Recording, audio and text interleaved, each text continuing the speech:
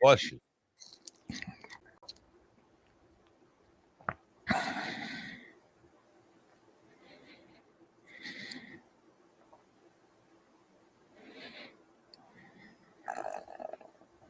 That I'm not a big fan of the guy that does FGCU's play-by-play. John Vidas. Yeah, He's leaving. That might, unless he's doing the women's games, that might have been his last game. He got a job doing with the Twins radio network. I may have to go see that AD. I know they want Tom James to do it, but I need the money. Yeah.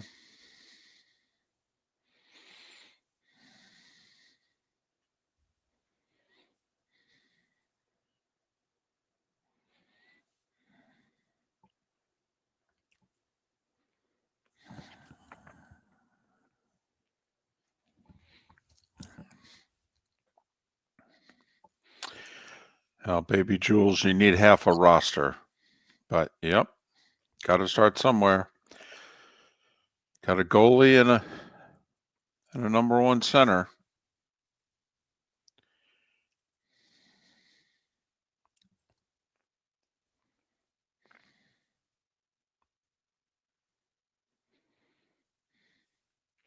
Spitz, nothing's wrong with him. In fact, he got a job with the Twins.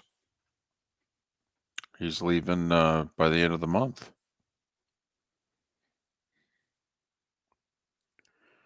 No, I said I didn't like him. That's probably what he's coming.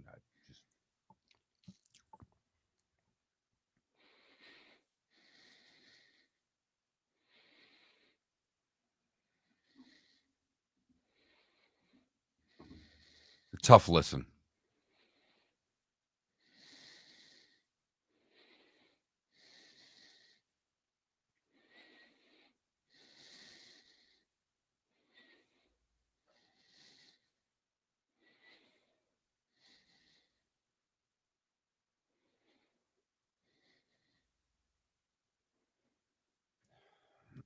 I guess the ACC is going to survive till about 2036. Yeah. Bad day for South Florida yesterday. Yep.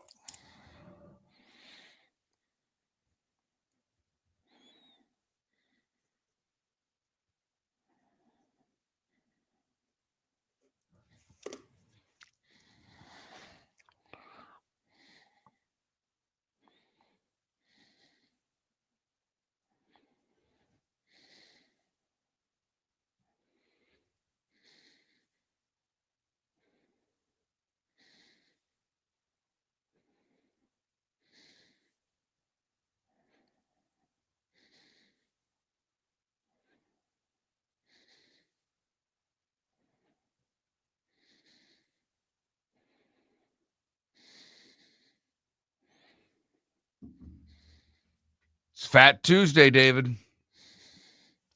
Yes, it is, Mark. Yes, it is.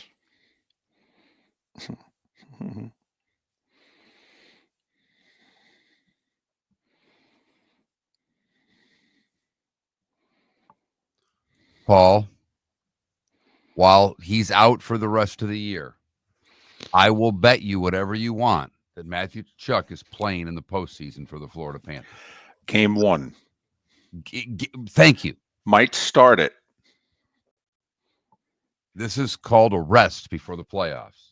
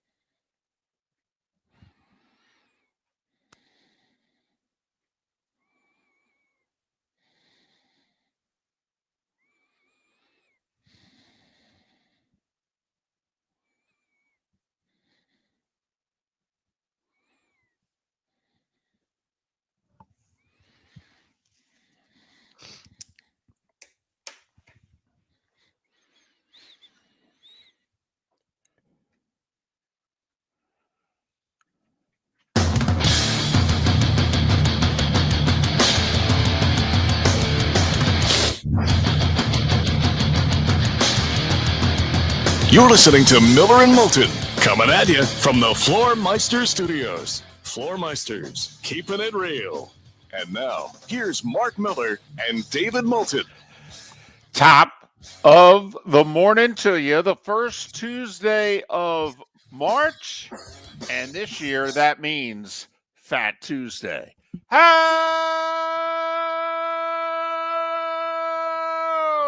the heck are you? Miller and Moulton. MillerandMoulton.com, Miller_Moulton on X.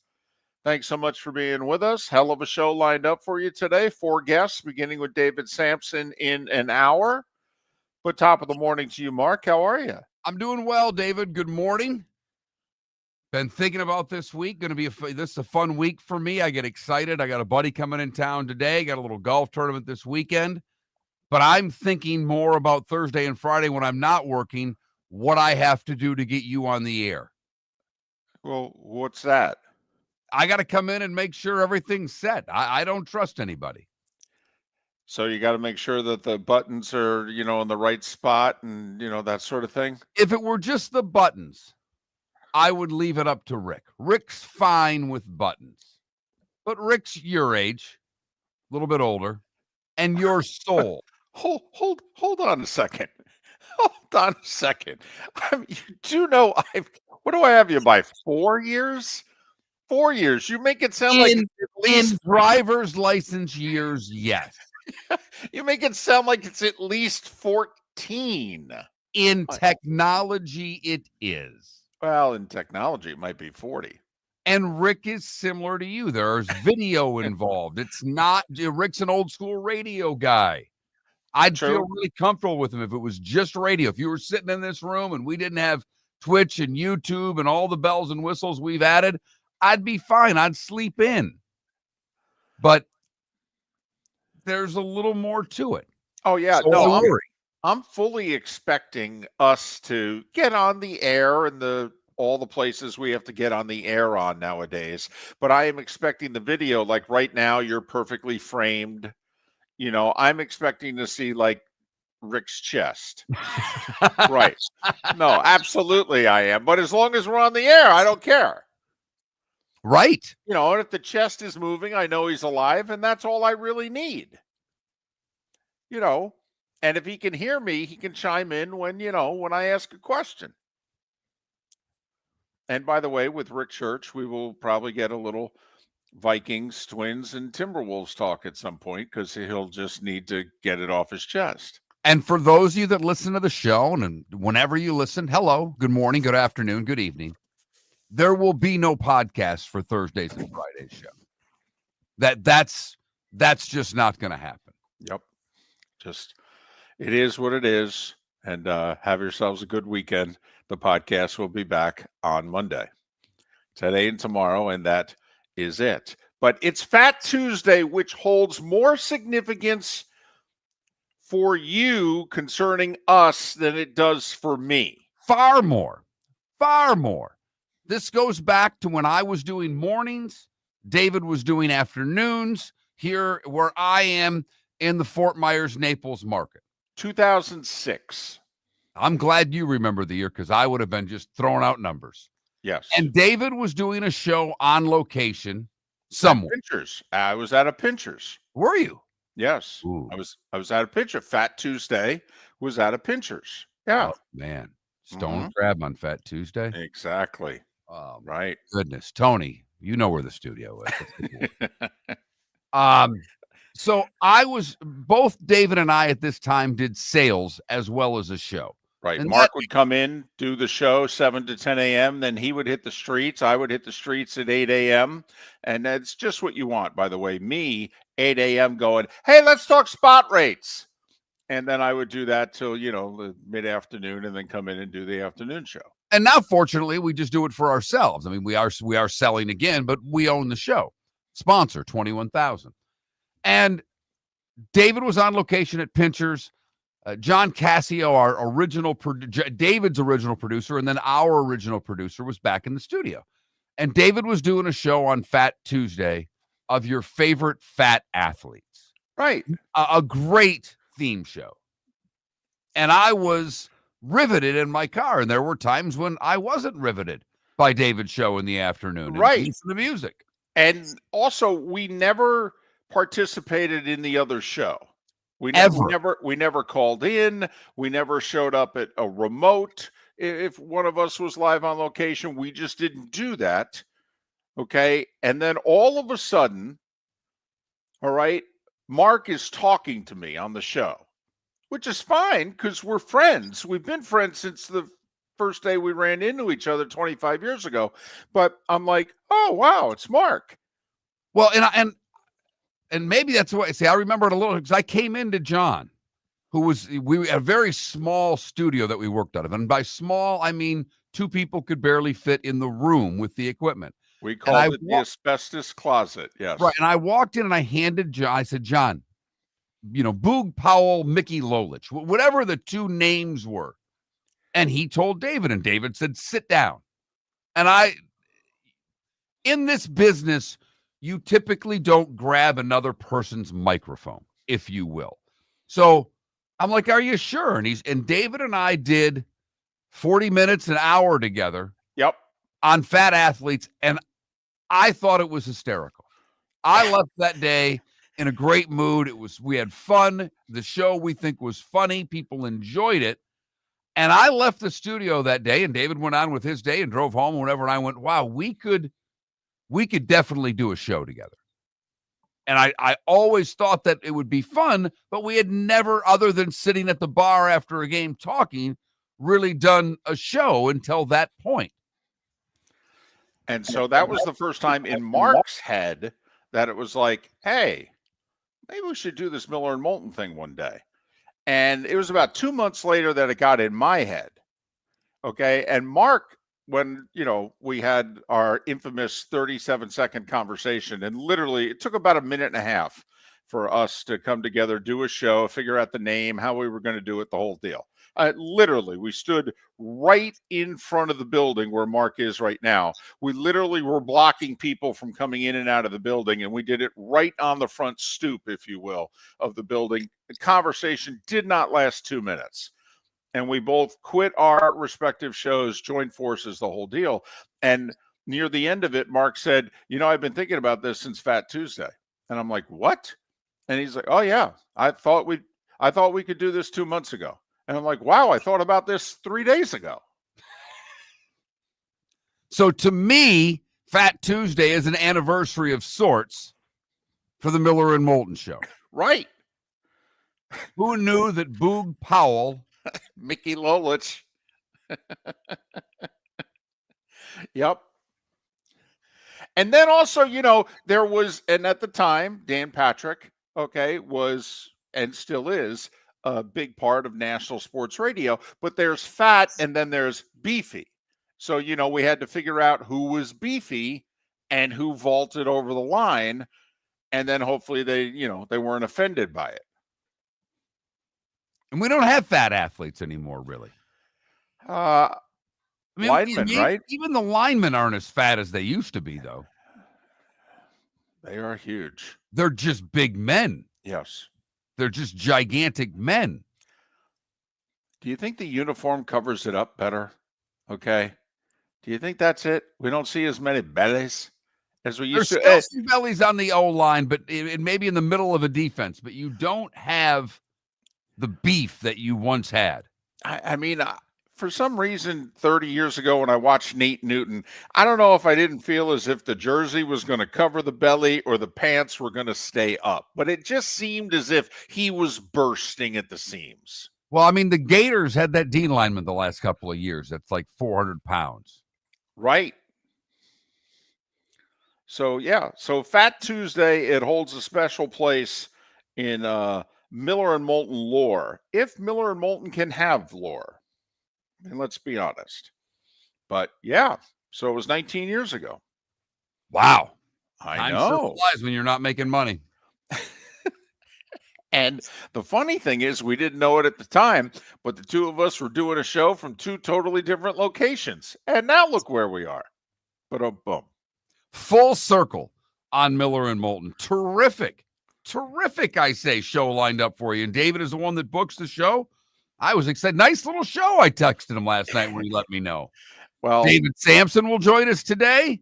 yep. Mo Eggar, who covers Cincinnati sports. So we'll talk a little Bengals and a little Reds, because David's not going to let Mo get by without a little Cincinnati Reds talk. I have said throughout the month of March, we're going to try to talk about at least one team every day on the show, whether it's a beat writer or it's just somebody. And so while we were going to talk T. Higgins and the Bengals and free agency with Mo Eggar, I said, well, we might as well talk Tito Francona and the Reds. And, Mark was like, yeah, you can ask those questions. I'm like, fine. After they burnt us last year on the over-under. Those I know, and we will tell Mo that. And Mo is a gambler as well, so I'll bet he lost a couple shekels on the Reds last year. Miller and Moulton may have been wrong. South Florida had a bad day yesterday. The ACC looks as if they're all going to kiss and make up. For next 10 or 12 years, I guess, right? Yeah. They're keeping the family together for the kids. For the kids. For the kids. And those kids are Wake Forest and Syracuse. Mark Packer hosts ACC PM weekdays on the ACC network. He will join us as well. And Shelby Mast for the first time this college basketball season to talk the brackets. David will go in depth about the Texas basketball program with Shelby Mast. Oh, don't get me started. It threw me. I was in a bad mood till lunch yesterday. I really was. I had to eat my way out of it, which is a great thing to do. Eat your way out of a bad mood. I love doing that. Usually I have to double up on lunch is what I have to do. Is I have to eat lunch, and then if it's not out of me, I need to drive around an hour later and hit another drive-through and eat lunch again. And that's what I had to do yesterday. I had to double up. That bracket talk at the last four in, first four out. Had to get the taste of Texas making the tournament out of my mouth. I don't blame you. Had to have 2 lunches. Text line, as always, is open at 21,000. You can chime in at any point. You can watch the show, twitch.tv/Miller and Moulton, youtube.com/Miller and Moulton, and you can see our cheery faces on your big screens every morning. So lots to kick around. We'll even come up with a poll question on this Fat Tuesday. We will. Could ask your favorite fat athlete. But we'll have the wrong choices. That's what we're told we have every day. For over 50 years, the Nolan family has been dedicated to protecting local families. Nolan Family Insurance is a second-generation independent agency that specializes in home, flood, auto, and boat insurance. They take the time needed to explain your coverage options and answer your informed decision that's right for you. If you're looking for an agency that treats you like family, call 941-639-1122 or go to NolanAgency.com. That's 941-639-1122 or NolanAgency.com. Defining a new era in Men's Health. Get stronger and healthier at Game Day Men's Health. With our in-house laboratory, get in, get treated, and get back to your passion and purpose. Call 239-427-3441 for our Bonita Springs or Naples location to set up your free testosterone test and consultation. Mention Miller Moulton Radio Show for a 10% discount on your service. Start living your best with Game Day Men's Health, Bonita Springs and Naples. Call 239-427-3441 today. American Paint Supplies, for nearly 30 years, is your one-stop shop for all your coating needs. If you are a designer, a contractor, a professional painter, or a weekend warrior, American Paint Supplies is the place where experts go to get expert solutions. At 6100 Shirley Street in Naples off of Pine Ridge, American Paint Supplies delivers the best solutions with the best products with the best support. Meet Gene and his team today at American Paint Supplies. Call 239-566-2700. That's 566-2700 or online at AmericanPaintSupplies.net. Basketball's heating up the hardwood. What a great time to stop in at the Floor Meisters and look at their hardwood. A large selection to choose from, including Mirage hardwood flooring. Floor Meisters has a look and style you want. Mirage wood is grown and made in Canada from the finest quality wood flooring you'll find. And while you're in, ask to see the Petite Enfant collection. 5 custom colors made only for the Floor Meisters. So good it has a 35-year warranty. Floor Meisters, 6281 Naples Boulevard, next to Costco, or floormeisters.com. This is Miller and Moulton.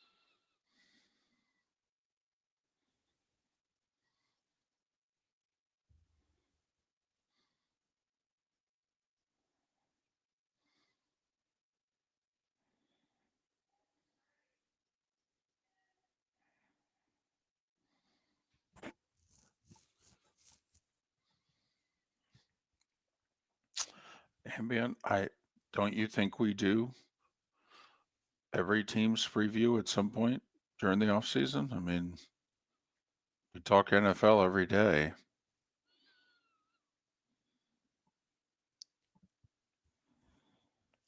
Say I would consider Luca Pifi.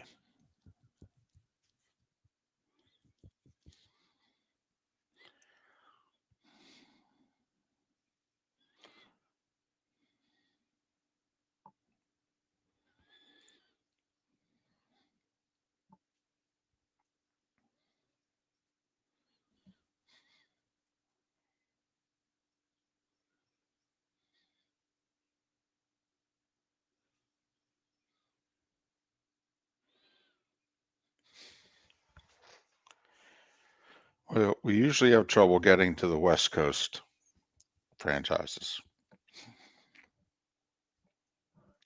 We have to get creative. We have to pay attention to when people are in certain places.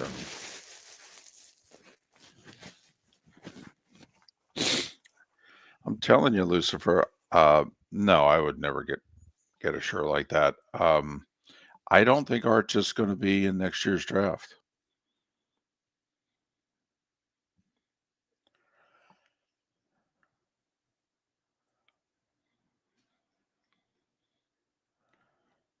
Obviously, could be wrong about a lot of things, but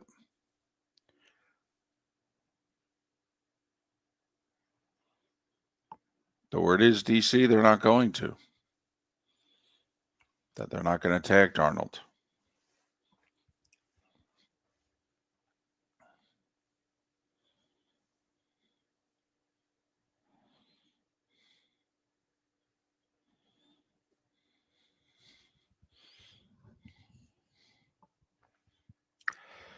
Oh, man. No, we get as far west as Denver. Like, we can get Jonathan Albright on, and it's just tough for us to get the two LA, San Francisco, Vegas, and Seattle.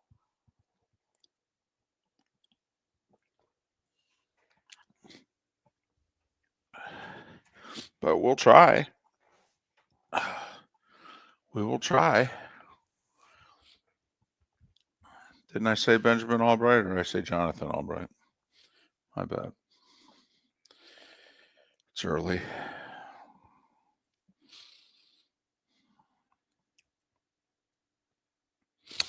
Yeah, John Daly's fat.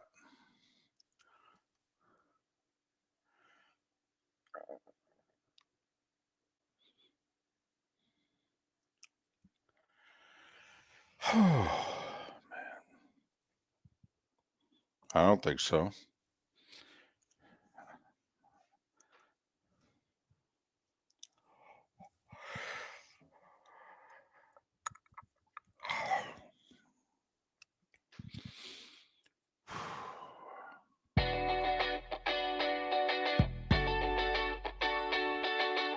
You're listening to Miller and Moulton. And now, here's Mark Miller and David Moulton. 21 minutes past the hour. Miller and Moulton, millerandmoulton.com, Miller_Moulton on X. David Samson to join us in 40 minutes' time. The starting five in a little more than 15 minutes. So, how many of the specifics of the proposed Florida State Clemson ACC settlement have you delved into? I mean, I've read a few articles. I think I have a pretty good idea of what it is they're doing. So the Florida State board, the Clemson board, and the ACC board are all meeting at noon today.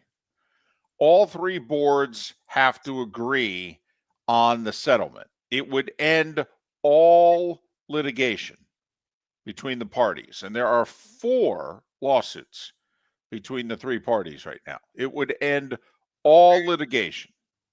Have no idea about if anybody's paying anybody's legal fees, or I haven't read anything about that. Don't know if you have, Mark. No, I've not. I've really paid more attention to the details of what they're trying to work out for the conference today than who's paying for it. So what they're working out to get Clemson, I read this as the ACC did most of the caving here to get Florida State and Clemson to drop the suits. That the ACC has agreed to a new money distribution model. It's based on TV ratings. It's going to be a 5-year rollover system. One of the problems is the ACC network is not connected to the ratings. And obviously, a lot of ACC games are going to air on ACC network. So how do teams get credit for when a game airs on ACC network? I'm not saying there'll be highly rated games on ACC network, but I mean, some viewers is better than no viewers. So first off, Mark, in reading about the settlement, which could, by the way, if a team goes on a deep run in the college football playoff, if they have a nice NCAA basketball tournament, if they're one of the top 2 or 3 teams in terms of TV ratings, apparently you could make $30 million more going forward annually than you could make now. Well, there you go. That's kind of the difference that Florida State and Clemson have been arguing about between what they would make in the Big Ten and the SEC, right, Mark? Yes. Yeah, I mean, it doesn't give them SEC Big Ten money.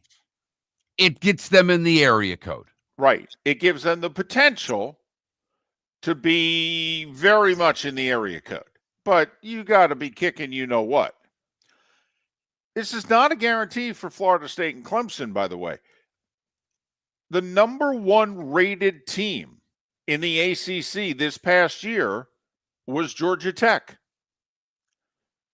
Because Georgia Tech, the week 0 game against Florida State, it was a standalone. It did really well. But then Florida State wasn't really involved in a highly rated game the rest of the year. What game was Georgia Tech involved in? The 7 overtime game against Georgia that had a lot of eyeballs on it. There you go. So it turns out it wasn't SMU who made the playoff. It wasn't Clemson who made the playoff. It wasn't Florida State or Miami who was leading the conference most of the year. Georgia Tech in this new model actually would have walked away with more money than anybody else. And I'm wondering, will that impact if you're an ACC school? And 75% of the revenue is tied to football, by the way. So if you wonder about basketball and other sports, 75% is tied to football. And there's a minimum that they're going to get. They're going to take X amount, divide it equally among the teams. Then they're going to take amount Y that's left, and it's going to be distributed based on ratings. I believe it's a 60-40 split. The 40% is the part that's going to be distributed evenly amongst the 14 schools. Because remember, Stanford, Cal, and SMU aren't getting full shares yet, and they're not getting them for the rest of the decade.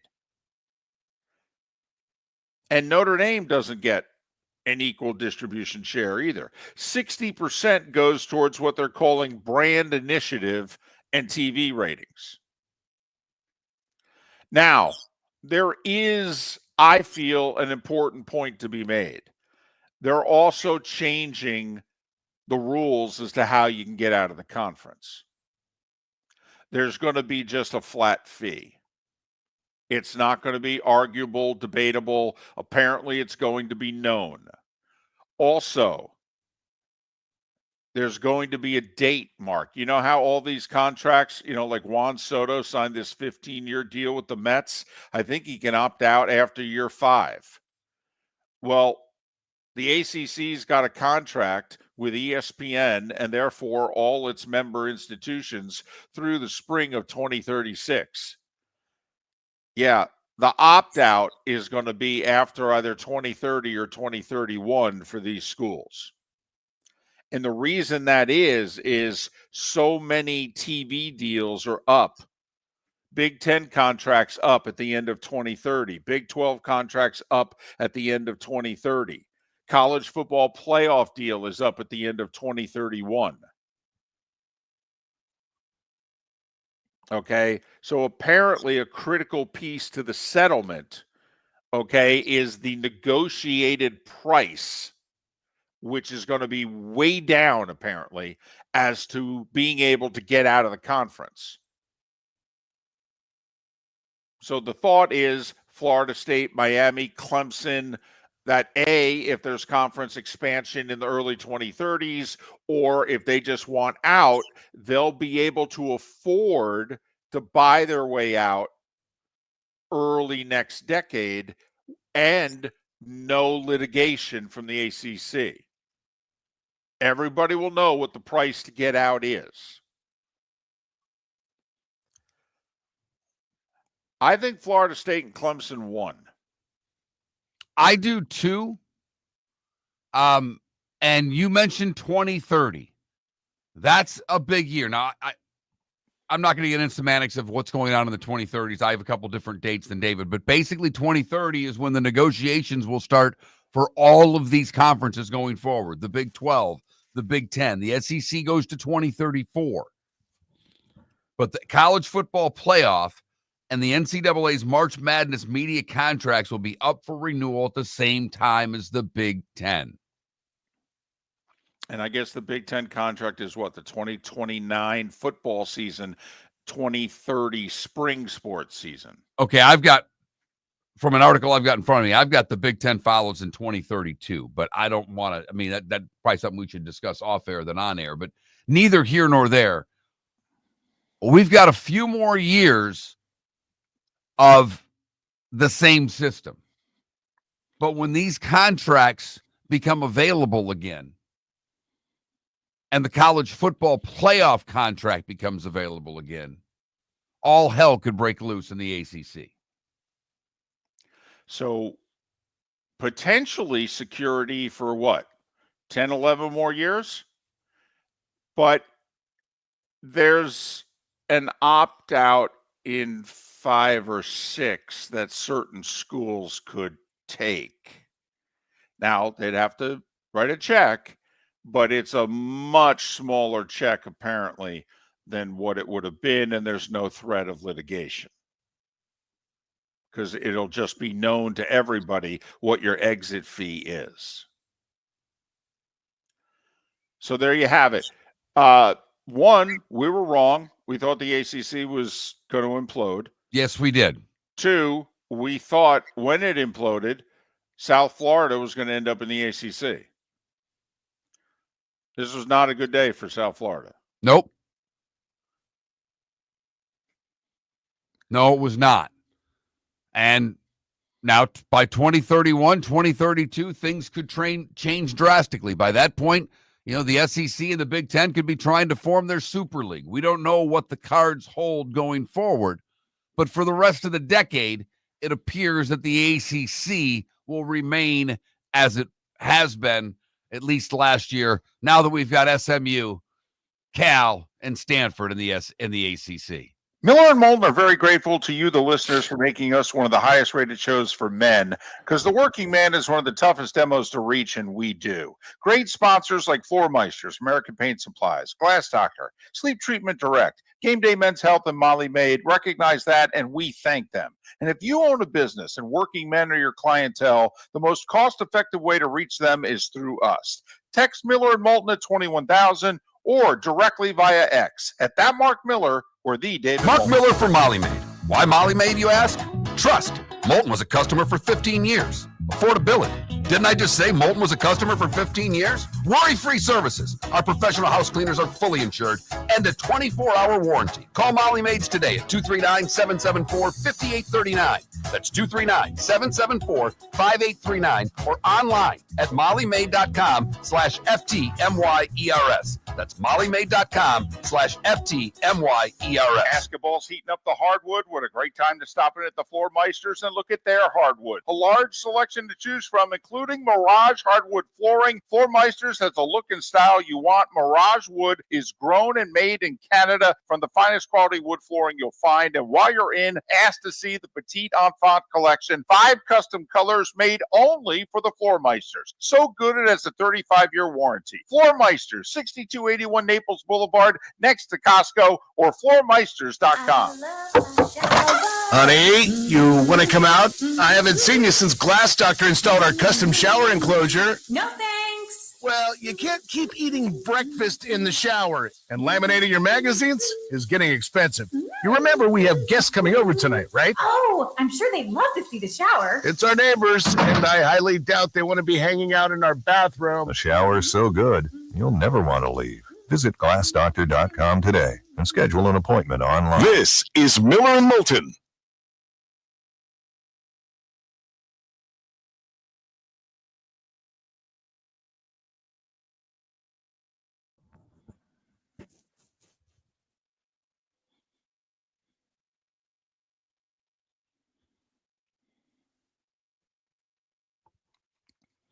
Mello, I'm guessing it was J. Webb Horton. Was.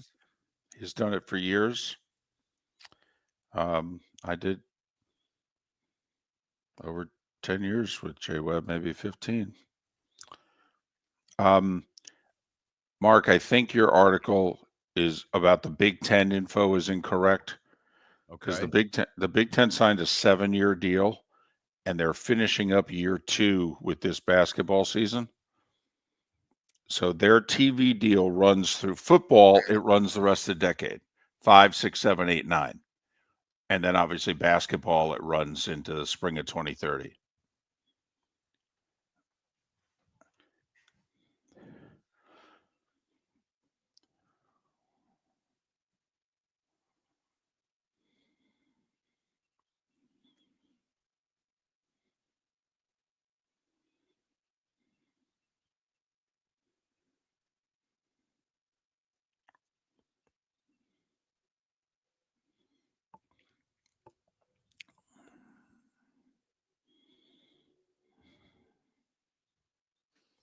Big controversy and or not controversy. Big I don't know what big to do in 10U softball, David.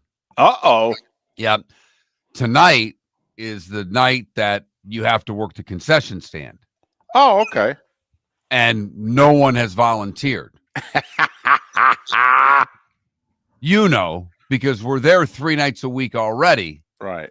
And the mother of the wife of the coach, who's the secretary of the league, sent a scathing text on the group chat. Really? Oh, yeah. Jane, you ignorant slut type stuff? Disappointed and embarrassed were 2 words that were in the lengthy text. Okay. Do you get to text back and say, well, if you didn't have so many practices and games, maybe we'd be more. No, I left that to the wife. I didn't bother. But are you allowed to respond? Oh, many people did. Good. Reply all. Boom. There you go. If Queens wins the A-Sun, Lipscomb will represent the conference in the tournament. The regular season champion would then represent the conference in the tournament. That happened 3 years ago when Bellarmine won the conference. And I think they sent Jacksonville State to represent the conference because Bellarmine was ineligible making the transition from D2 to D1.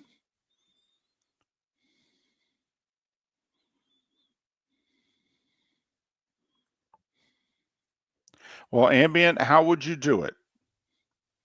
I mean, the A-Sun didn't make Queens ineligible for the NCAA tournament. The NCAA did. So to me, there's only 2 ways to do it. Either you don't let Queens participate in the conference tournament, or if you allow them to participate, then you have to have a backup plan.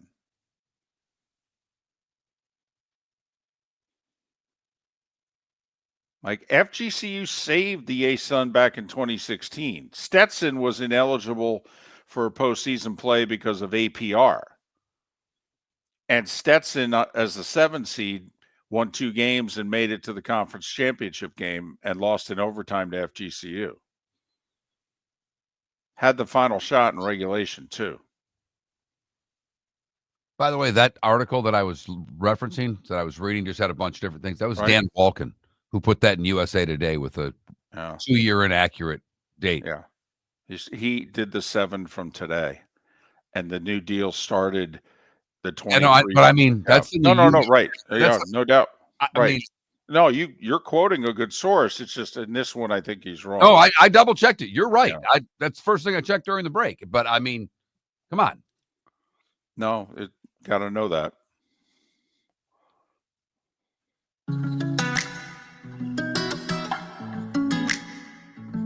Welcome back to Miller and Moulton. Text the guys what's in your mind at 21,000.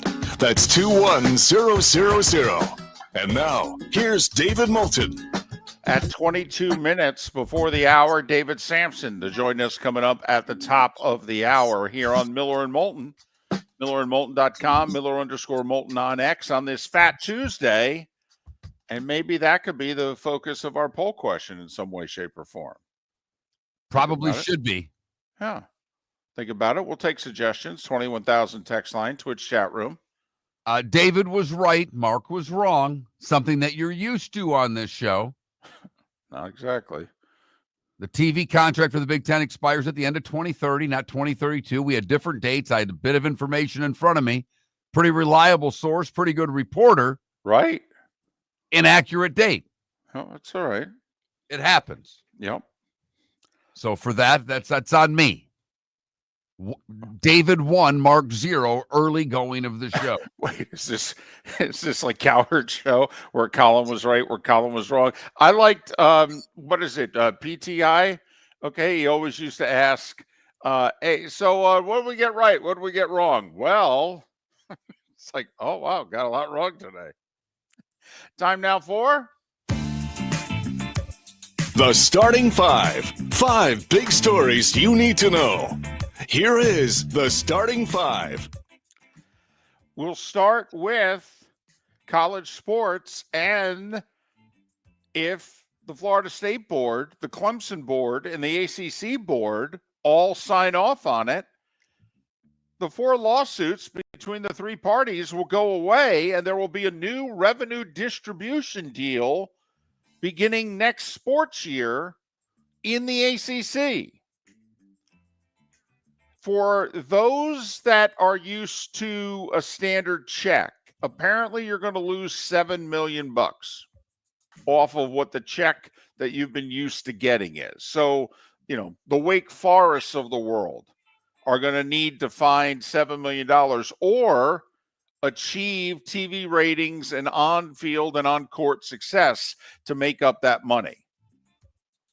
If a school in the ACC has a great year, makes a college football playoff run, makes a deep NCAA tournament run, is in some of the, top 20 rated games of the year, they could earn apparently up to $30 million more dollars than what it is they can earn now.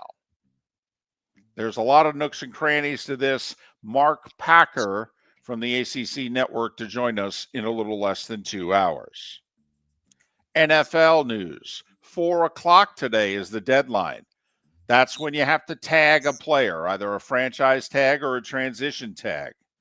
Right now, there are only 2 players who have been notified that they are going to be tagged. One of them was yesterday when T. Higgins was told by the Bengals that for the second year in a row, they will place the franchise tag on him. Now, if you do it a second year in a row, it costs you even more than what it would cost if you're just placing the tag on somebody for the first time. T. Higgins, at the very least this year, will make $26.2 million. It's pretty good money for a number 2 receiver, isn't it? It's really good money, particularly when it appears that they aren't close to having a deal with their number 1 receiver done. And they said they're hoping to get a long-term deal done with T. Higgins, but they're covering their you-know-what. This does make Trey Hendrickson a free agent, and I've got to believe they're going to lose him. I mean, that's a pass-rushing end. I mean, there are teams out there that would pay sacks year after year. I mean, that's led the NFL, 17 and a half sacks last year? I mean, I have got to believe that Trey Hendrickson's going to get 4 for 100. from somebody because they just want them and they're going to pay for them. The Eagles informed cornerback Darius Slay that, we're going to cut you after June 1st, and in the process, they're going to save over $4 million. Now, both sides have left the door open that after June 1st, after they cut him, that he could re-sign. And remember, when you say we're going to cut you after June 1st, you got to carry him on the cap from now until June 1st. So they don't get the savings until after June 1st. And Jimmy Johnson, Hall of Fame coach, Fox Sports commentator off and on for 30 years, announced his retirement officially yesterday on the Coward Show. Jimmy Johnson was on the very first Fox pregame. In between the Cowboys and the Dolphins, he did the first 2 years with Fox, then did his Dolphins tenure, and then has done like the last 22, 23 years with Fox again. He did a quarter century with Fox. The 81-year-old Jimmy Johnson going to stay in Key West now as he's retired. College hoops. Tell you what, are we sure Auburn's the best team in the country? I mean, listen, they deserve the number one ranking. They deserve the number one overall seed. I am not debating that at all. Anybody playing better than Duke right now? Oofta, as Vern Lundquist would say. Second-ranked Duke just humiliated a bubble team in Wake Forest, 93-60. If there's any doubt that Cooper Flagg's going to win Player of the Year as a freshman, 28 points, 8 rebounds, 7 assists in what is likely his final game at Cameron. Houston picked up their 9th straight win. Third-ranked Cougars beat unranked Kansas 65-59. Polls came out yesterday. There's a consensus top 6 in this order. Auburn, Duke, Houston, Tennessee, 4th in both polls. Florida, 5th in both polls. St. John's, 6th. 8 SEC teams ranked in the top 25, 5 Big 10, 5 Big 12. Closer to home in the ASUN playoffs, FGCU, 3rd year in a row, knocked out, one and done by Queens College, a small school in Charlotte, North Carolina that is still ineligible for the NCAA tournament. But 3 years in a row, they've one and done FGCU. They beat them in Fort Myers last night, 71-65. Jacksonville came from 11 down at the half and won by 11. Beat Eastern Kentucky 78-67, 19th win of the season for the Dolphins. The Dolphins will head to Florence, Alabama to face North Alabama, the 2 seed. They whooped up on Austin Peay 90-64. North Alabama undefeated at home in conference play. Queens, meanwhile, after the win over FGCU, will head to Nashville to face top-seeded Lipscomb in the semis.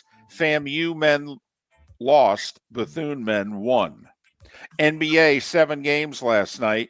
Mark, you were right. Yeah, the Heat may have been tired, but the Wizards are so damn bad that it just doesn't matter. No, it does not. That is a terrible basketball team in Washington. Heat cruised 106-90. They're 2 games below 500. Team they're trying to chase to get out of the play-in is Detroit. Pistons have won 10 of 11. They went into Utah and won by 28. Pistons are 8 games above 500. You know, they're doing that thing that I say all the time. Beat the teams that you're better than. And Detroit, they can't play with the Clevelands. And, you know, they got lucky and beat Boston, but they can't play with the top teams. But they don't lose to the bad teams.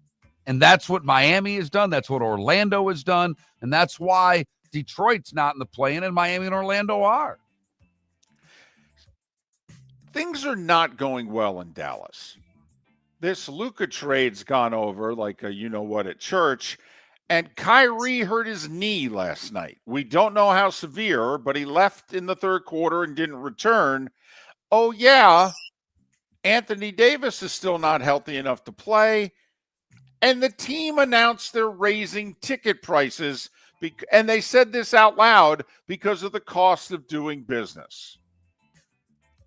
Man, this ownership doesn't have a clue, do they? after the last guy was so fan friendly. Wow. Sacramento went into Dallas, beat the Mavericks by 24. Golden State's the 6th seed right now in the West. They went to Charlotte. Steph is one homecoming game every year. They beat the Hornets by 18. Portland went into Philly, beat the Sixers by 17. So Portland's 6 games below 500. They have no chance in you-know-what of making the Western Conference playoffs.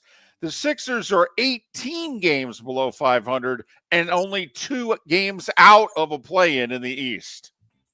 Yeah, that's right. Can we give the MVP to Shai Gilgeous-Alexander? He had another 50 burger last night with 51. Oklahoma City won their 50th game of the year, 137-128 over Houston. And Chris LeVert with a layup at the buzzer. The Hawks with a nice win in Memphis, 132-130. Hockey, really good, intense game. This game needed to be nationally televised. This is where the NHL just, Panthers beat the Lightning 2-1. Barkov with 2 goals in the second period. Bob made it stand up, snapping the Lightning's 8-game winning streak. Rangers, second straight 4-0 win. Granted, against a bad team, but they beat the Islanders 4-spit. They're now tied with the Wings for the final playoff spot in the East, although Detroit's got a game in hand. Washington in a shootout snapped a 3-game skid. They beat Ottawa 5-4. Ottawa's a point behind the Wings. Montreal's a point behind the Wings. They beat Buffalo in overtime 4-3. Toronto's tied with the Panthers atop the division, despite losing in a shootout to San Jose last night 3-2. And what a bad loss for the LA Kings, but what a good moment for Chicago. They just made that trade with the Panthers, picked up their goaltender of the future, Spencer Knight. He had 41 saves in the 5-1 win over the Kings for the Blackhawks. NASCAR hasn't been a female driver on the circuit since Danica Patrick. Catherine Legge, who's a 44-year-old British driver with a lot of experience in IndyCar. She's raced in 4 Indy 500s. She'll make her NASCAR debut coming up at Phoenix. And finally, Mark, some baseball news. Yankees starter Luis Gil, he shut down to mid to late May with a lat strain, another pitcher who got hurt, this time for the Yankees. Braves catcher Sean Murphy has a broken rib on his left side. He's going to miss 4 to 6 weeks. Remember, the Braves didn't offer Travis d'Arnaud a contract. He's now with the Angels. Looks like the Braves are going to have to start a top prospect at catcher to open the season. And 13 years they've been suing each other. The Nats and the Orioles finally have a settlement in their TV deal with Masson. Final year, Nats baseball on Masson is this year. Then the Nats can do whatever they want. Nobody's tied to the other. 13 years they've been suing each other. The Nats have been winning virtually every suit. The Orioles just keep having to write them checks, and the Orioles still wouldn't make a deal with them.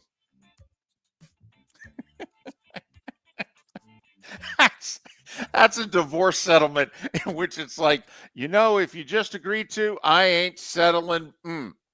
Yeah, the problem is it's a divorce settlement in which one of them left the other for their best friend, David. I mean, well, that's true. It really is. It's a little tough to just say settle on that one. That has been an ugly, ugly situation for many years.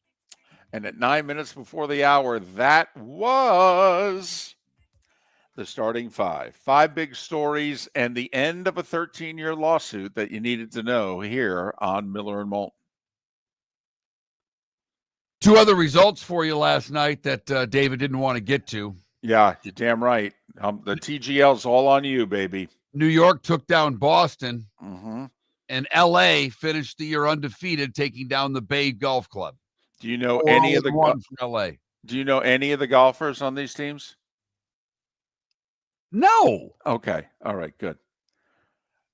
I might as well give spring football scores then at the end of the month. Seriously. If you're giving TGL results, then I get to give UFL results. Is that a deal? Sure. Okay.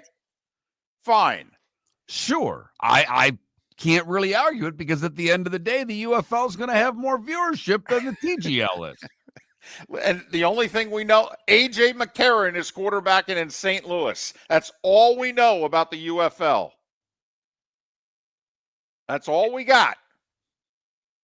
And not really in St. Louis for St. Louis because they don't play games in St. Louis, right?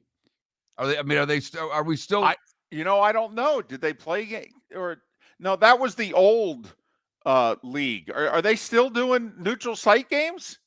It's your league, David. Well, I'll have to look it up because I'm giving at least week 1 UFL results. TGL's over at the end of the month. UFL begins at the end of the month.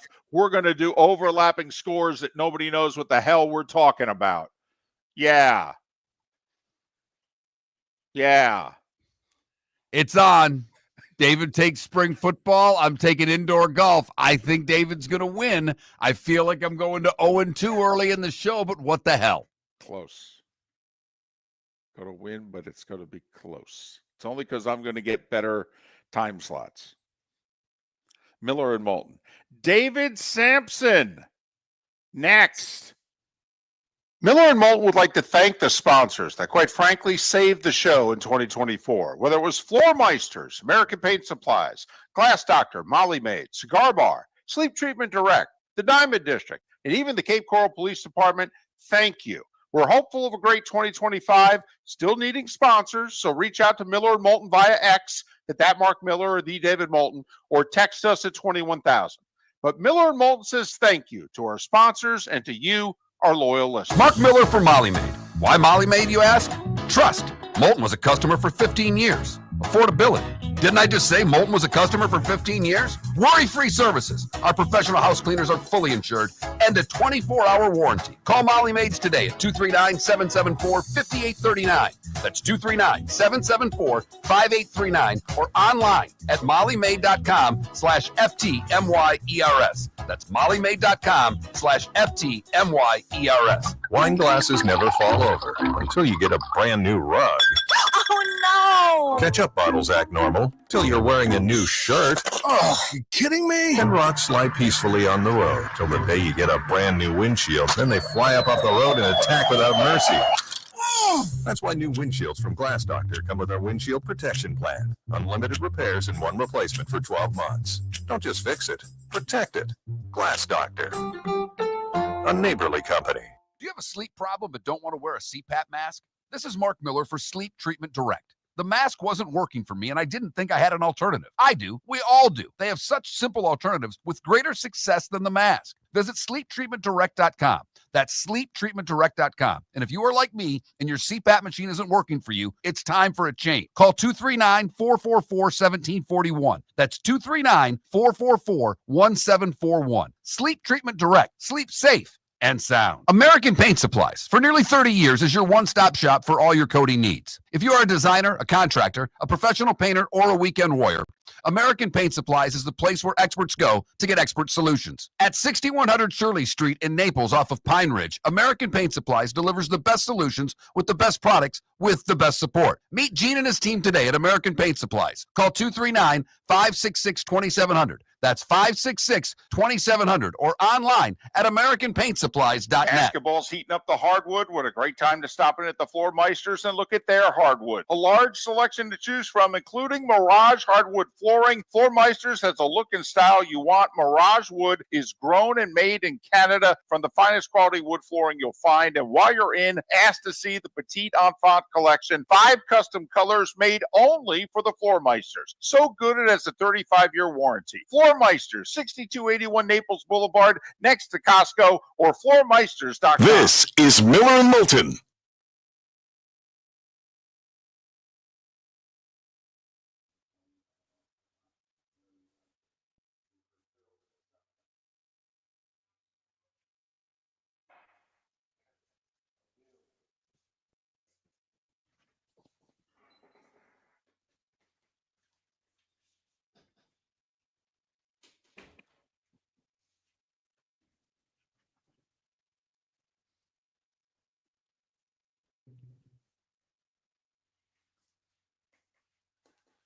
Good morning, David. Good morning. How are you? I am good. I was laughing when I went on X. Because I wasn't after the Oscars, but it was early Monday morning, and I saw your angst. You were taken aback by this year's Oscars, weren't you? It's the worst ballot I've had in 10 years. Oh, my goodness. I got it wrong. And my favorite movie of the year won the award, Zenora, but I just didn't have it all right, which I hate. First of all, I hate losing, period, to anybody. Right? We all do. And I just lost. There's no other way to say it. I lost. It's that simple. I'm not over it, by the way. Good. I mean, it'll make for a better segment. I mean, how can you be? You've got to live with the loss for a year. This is why I never wanted to be the president of a football team. I can't live with something for a week. When I have a bad game, bad day, I want another game tomorrow. I want to be able to recover within 24 hours. I've got 365 days of misery and then having to relive it all. Adnan Verk telling me how great he is for a whole damn year. Anyway, I'm over it. No, I'm not.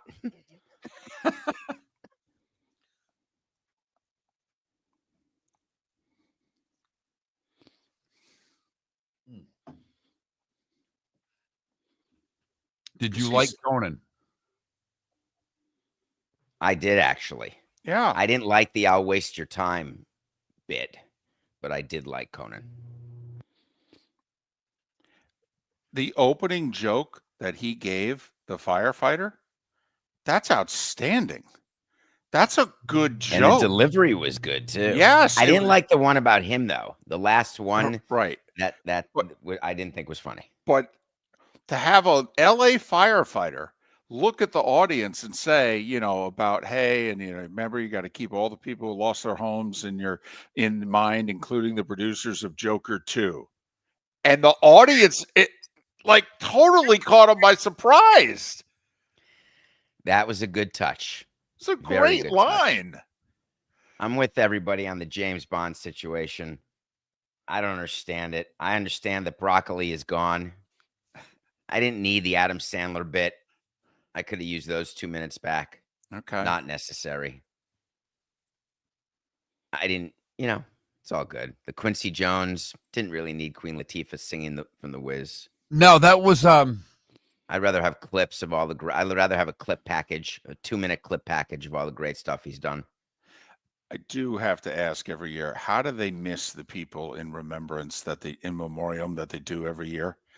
It's a time thing. They don't miss them. They don't miss them. They know. I spend a lot of time focused on that because I'm a student of death. And so, like David Johansen died too late. Yeah, but Shannon Doherty didn't. No, but she's not. She would be in the Emmys in memoriam. She's more TV.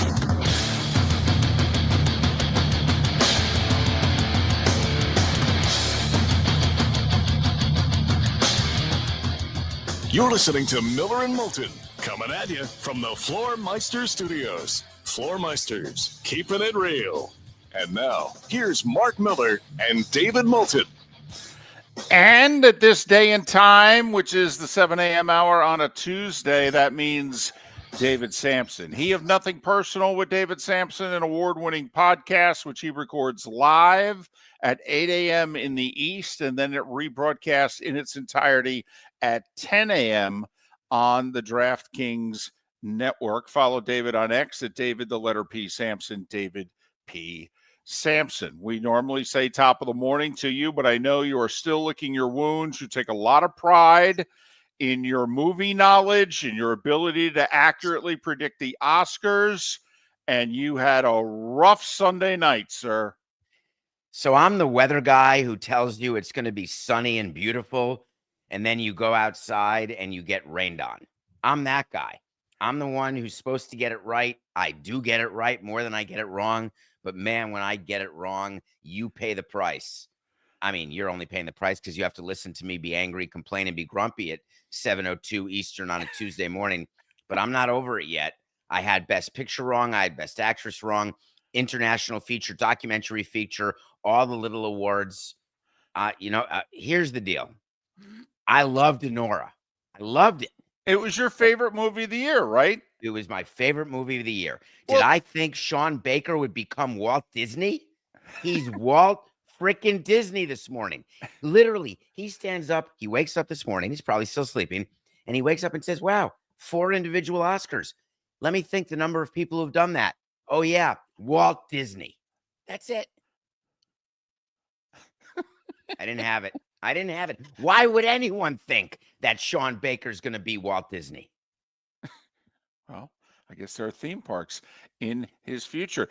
For the record, David said something off air which needs to be repeated. He said, this is why I could never be the president and general manager of a football team, because I need to get right back in it the next day and compete. You got to live with this sucker for 365, dude. Yeah, I'm a big back on the horse guy. I'm going to fall off. I'm definitely going to fall off, but you can bet your bippy that I'm getting back on. And now what? I got to stare at this ballot for the next, 365 days? I mean, I have it in front of me to stare at usually when I win my pool and when I win my family pool and I beat Adnan Virk and I'm the king of Meadowlark and all the media and predicting these.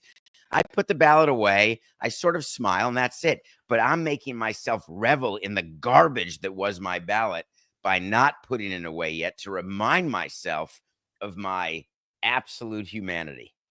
What was, in your opinion, the biggest snub of the Oscars, of who won when you don't think they should have?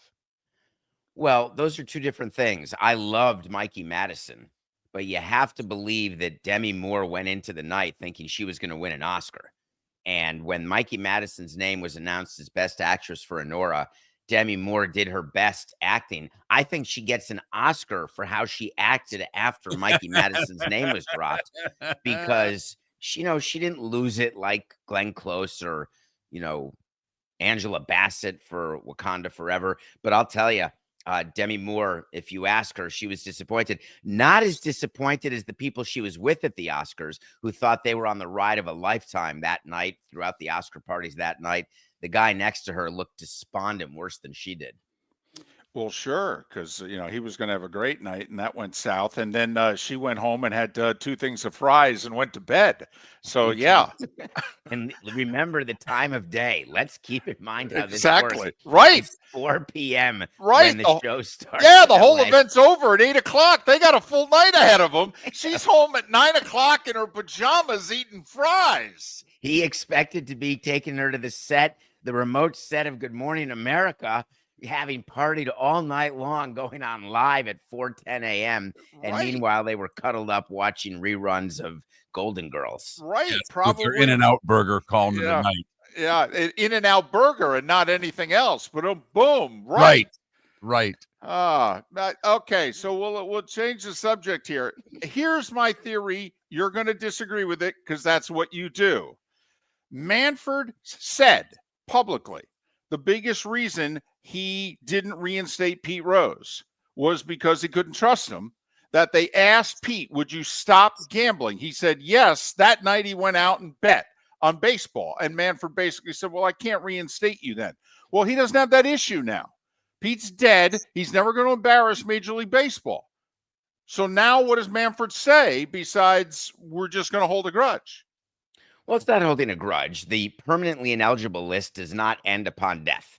So it's not a grudge. It's just following what it is. And it's not a lifetime suspension. Those are two different things. Permanently ineligible and lifetime suspension. The issue with Pete Rose is that, does Rob Manfred want to start a process while Bud Selig is alive still, where Bud Selig never wanted that process to start because he wanted to respect what Bart Giamatti did, who suspended and made him on the permanently ineligible list? Does Rob Manfred want any part of that? And then my view, let me go separate. My view when he was running for commissioner is that I think that we should take him off the list and let the baseball writers decide, because then we can take a step back and we can say, listen, we gave him an opportunity and it either works or it doesn't work. The difference is 10 years later, the amount of gambling money in the league and in all sports. This is truly what he did, a third rail. And we use that phrase way too often for those strap hangers in New York. But third rail means something that you do not recover from if you touch it. He bet on baseball. Yes, he bet on his teams to win. Doesn't matter. When you do that, you can't be associated with the game. You can't be recognized as being associated with the game, because the amount of money involved today is so much greater than was ever anticipated 10, 20, 30, or even 100 years ago with the Black Sox. That's why I think Rob is having the issue, because you can't make any player believe that even upon death, there is redemption when you bet on baseball. So that seems as if Mr. Samson is a hardline no for this, because it's a very cut and dry rule. I am a hardline no. I'll tell you, and I know it sounds harsh, but I can be forgiving about a whole lot of sins. And you are. And I can commit a whole lot of sins. But there's one thing you learn. You do not bet on baseball. That's it. If you had to ask me over 18 years, what would be the thing in my mind? It wouldn't be pine tar. It wouldn't be forfeiting games or using steroids or whatever it is that you can do to break the rules. The one thing that I would tell you over 18 years that you just know that you don't do no matter what is bet on baseball. I took it even further. I wouldn't walk into sports books when I was in Vegas, when I was a part of Major League Baseball. I wouldn't even walk in to watch a game. I would do an NCAA pool in the clubhouse. I would do that. I would do Oscar pools, but betting on sports games, as an example, never. Other leagues, never. You just know you don't do it. So did Pete need an interpreter? Is that what we're saying? Was that his problem? Is that where he went wrong? David Samson, nothing personal. It's come on, you can use that if you want. You won't. You won't go there. I'll tell you why. I have been on your side saying that this was all too clean with Shohei and Ippei. And people are saying, David, how can you say there's a conspiracy amongst all levels of government? And then I woke up yesterday and realized, wait a minute, there's a lot of stuff that could be going on at all levels of government and the private sector. This is not exactly forging new ground. That said, I don't want to talk about it. All right, let's talk about something that you've had to do before. You have to play with season ticket prices and things of the like. The Mavericks have had a rough month. Boy, I mean, they've really had a rough month. From trading Luka to throwing fans out of the games for getting AD getting hurt. To AD getting that hurt. Was a bad one. Kyrie getting hurt last night. But the announcement that they're raising ticket prices. How tone deaf is this ownership? Or is this the conspiracy theory that everybody's talking about, that inevitably they want to just get out of Dallas and get to Vegas where their casinos are? So as someone who understands relocation, you don't have to do it that way to relocate. It's not the real life major league where you have to do something to anger a fan base in order to get permission. You don't say, oh, we'll just lose 120 games, raise the prices, and we'll get to relocate. That's total horse hockey. So here's the problem. The PR firm that they use needs to be fired.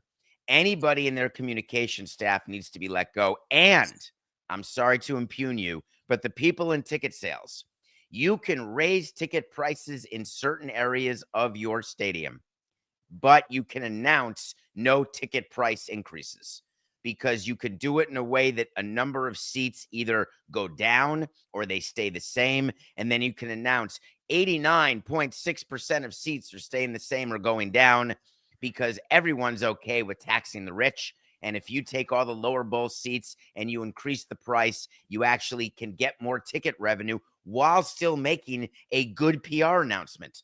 Hi, I'm David. Done it. What they did with their announcement, it blew my mind. Literally. Not literally. What a stupid thing to say.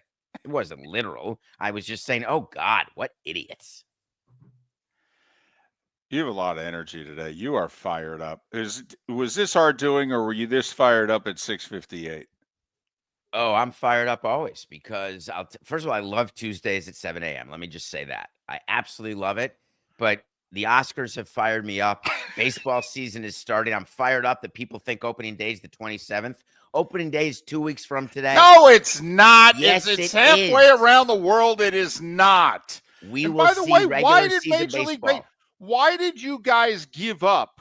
Okay, what was one of the 5 most cherished days of the sports year, and you guys have given it up. Everybody knew that opening day of Major League Baseball was the first Monday of April. It was the night of the NCAA championship. Why did you guys do this? When you say you guys, I would just like an explanation. What do you mean by that? We got about a minute left. Just the baseball as a whole. Why did the sport say it was okay to first move it to Sundays, and now we're moving it to March 27th? I mean, for goodness sakes, Jackie Robinson's debut was April 15th. It was all about broadcasting. So what you do is you meet with your broadcasters and you figure out the irony of the ESPN MLB divorce, but you do meet with your broadcasters. You figure out what night is the best. It used to be Sunday night. You do a game and opening day Monday, but then opening day Monday became a problem because they just weren't getting the viewers. You can roll your eyes all you want, but that's a huge factor in the calendar. And then the players in the CBA got extra days off. That's a factor when you're trying not to get the postseason into November because Fox doesn't want to show baseball World Series games in November because it starts interrupting the rest of their calendar. It's a puzzle piece. You got to put it together. And you're just sitting here on your high horse saying, oh, you guys are idiots, as though we're not even thinking about other things. We are, but it's about money.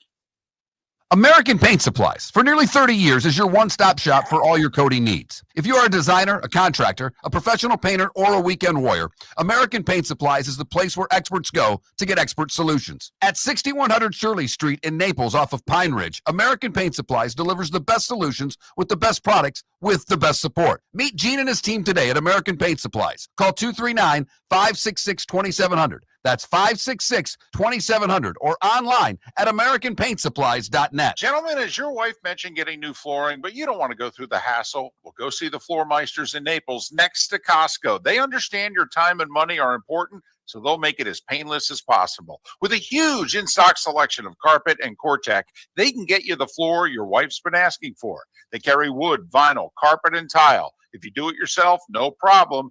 They can handle that as well. So go see TJ at the Floor Meisters and tell them, just keeping it real. Racing like you've never seen before. From Jeeps that bog down to the outlaw who will defend his title. At the final race of the season, we're going Swamp Buggy Racing. Sunday, March 2nd. Don't miss the Bud Cup Finals for the World Championship. Tickets including VIP tour and kids prices are available at swampbuggy.com. Don't miss the season final. It's Florida's oldest racing tradition. Sunday, March 2nd at Florida Sports Park off exit 101 in Naples. Get tickets at swampbuggy.com. Wine glasses never fall over until you get a brand new rug. Oh, no. Ketchup bottles act normal till you're wearing a new shirt. Oh, you kidding me? And rocks slide peacefully on the road till the day you get a brand new windshield. Then they fly up off the road and attack without mercy. That's why new windshields from Glass Doctor come with our windshield protection plan. Unlimited repairs and one replacement for 12 months. Don't just fix it, protect it. Glass Doctor, a neighborly company. This is Miller and Moulton.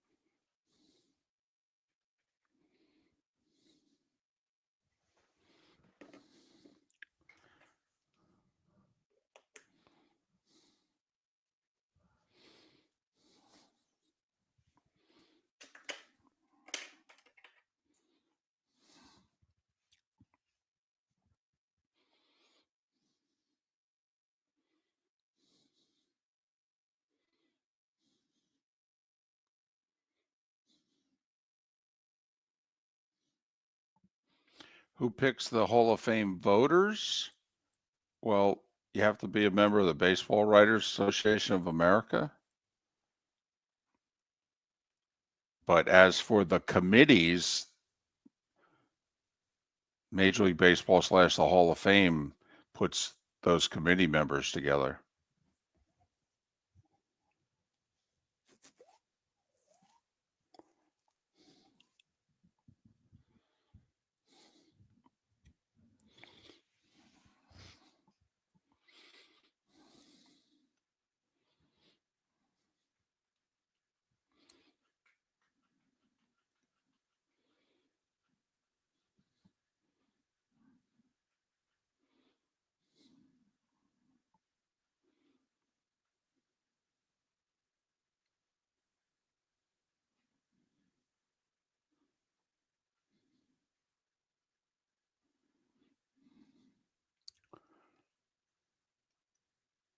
Ryan, that actually could be a poll question.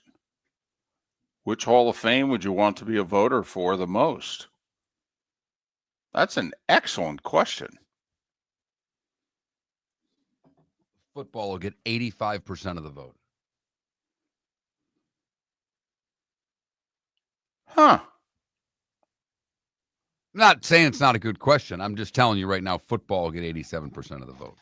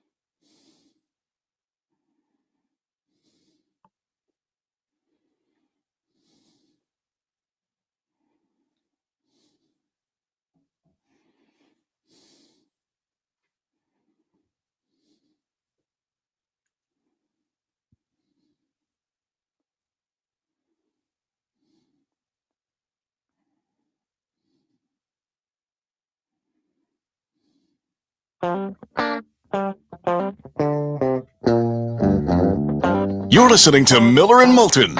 And now, here's Mark Miller and David Moulton. 21 minutes past the hour. Miller and Moulton, millerandmoulton.com, Miller_Moulton on X. Just had David Samson joining us on the American Paint Supplies Hotline, your one-stop shop for all your coating needs. Mo Eggar to join us at the top of the hour. Mark Packer in a little more than an hour to talk about the proposed settlement between the ACC, Florida State, and Clemson that could be reached today. Lots of details in that. Shelby Mast, we go bracketologing during our bonus hour. Mark, we have not come up with a poll question today. All right. I don't know if any of this inspires you to a poll question. It is Fat Tuesday. It is. But today's also National Grammar Day, National Sons Day, National Hug a GI Day, National Marching Music Day, National Pound Cake Day. Didn't realize that pound cake needed a day or I didn't think day. any of those things that you mentioned really needed a day. What was Sons? it? Marching Band Day? Marching Band Day. Marching Music. Marching Day. Music Day. Okay. Right. Which is tough to do without a band. Boom. Right. But I'm sure there's a Marching Band Day there somewhere too. Right. So in which they produce music. Boom. So anyway, that goes along with, everybody getting a trophy or a certificate. It just eventually, after 365 days, everyone has received a day. Oh, okay. In fact, I believe that's our goal, right? We're going to do this show until we get a day. That's the idea. Miller and Moulton Day. All right. Well, that's it. It's over. Thank you, everybody. Good night. They'll be putting in orders to get that day done really quickly if that means the end of the show. I was going to say, I think people are filling out the paperwork online now. Exactly. So we need to come up with a poll question. I will say, I think this was a phenomenal question that was submitted in the Twitch chat room. It was, if you could be a Hall of Fame voter, which Hall of Fame would you most want to be a voter for? And you think that I have no problem. I loved the question. What part of me saying I didn't like the question? I got text or I got Twitch people. They're going, well, maybe we should just not suggest poll questions anymore. What the hell? But you how about have some Sanka, dude? You believe, however, that over 80% of the respondents are going to say, I want to be a football Hall of Fame. Yeah. Voter. Which is funny because obviously we talk a lot of football on the show. It's clearly the most popular topic and sport in our nation. And it's difficult to imagine a day when it won't be. But people do get into this whole baseball Hall of Fame thing. People do get into these halls of fame. Right. I agree. But the Basketball Hall of Fame is not the NBA Hall of Fame. It is just that. It is the Basketball Hall of Fame. International, women's players, pro and college. So it is you have to be a basketball junkie. Correct. To want the I mean, even Felipe, our old producer, who loved the association. I don't know if he's a basketball junkie enough to, think he could be a Hall of Fame voter because there's so much more into it. Hockey is the NHL, and that's the hockey guy. And I think it would come down to baseball and football. But I've always thought, personally, that the way they do it in football is far and away the best way. They're in the room. They discuss it like adults. It's not hidden behind a ballot. The Baseball Hall of Fame might as well be a Twitter ballot. Although we don't know who votes for whom in the football. I mean, I guess there were 49 people who did the voting this year. You had to get 40 out of 49. And we didn't know. We didn't know who voted thumbs up and thumbs down on certain candidates. I mean, Mark, if I could have gotten really dirty and put the Rock and Roll Hall of Fame on the ballot, I mean, which would have, sent you off the edge. So, didn't go there. Just stopped it. Thank you for that. I appreciate it. I have been pleasantly surprised. I have not checked the Rock and Roll Hall of Fame fan page in a while because there was a point in which Mariah Carey was closing in on the Black Crowes. The Black Crowes have separated themselves at last count from Mariah Carey, so I've been able to keep my sanity. Good. That's good. Instead, I'll just, I'll just remind you all day it's National Pound Cake Day. Underrated Van Halen song. Might be one of the best Van Halen songs. So at the end of the show, if you're not with us at the end of the show, all right, we do a series of things, but one of them is something along the lines of today was the day when, and you said yesterday, wasn't it 77 that Van Halen began touring for the first time? The first world tour. They were opening for Journey after their debut album had been released a few weeks or months prior. And which sent me off. Yeah, all I did was play Van Halen yesterday. You just sent me, and and their first album too, which changed. And I'm not kidding; it changed my life. Had never heard music like that before. That was the first time I remember really getting into a band. Was VH1.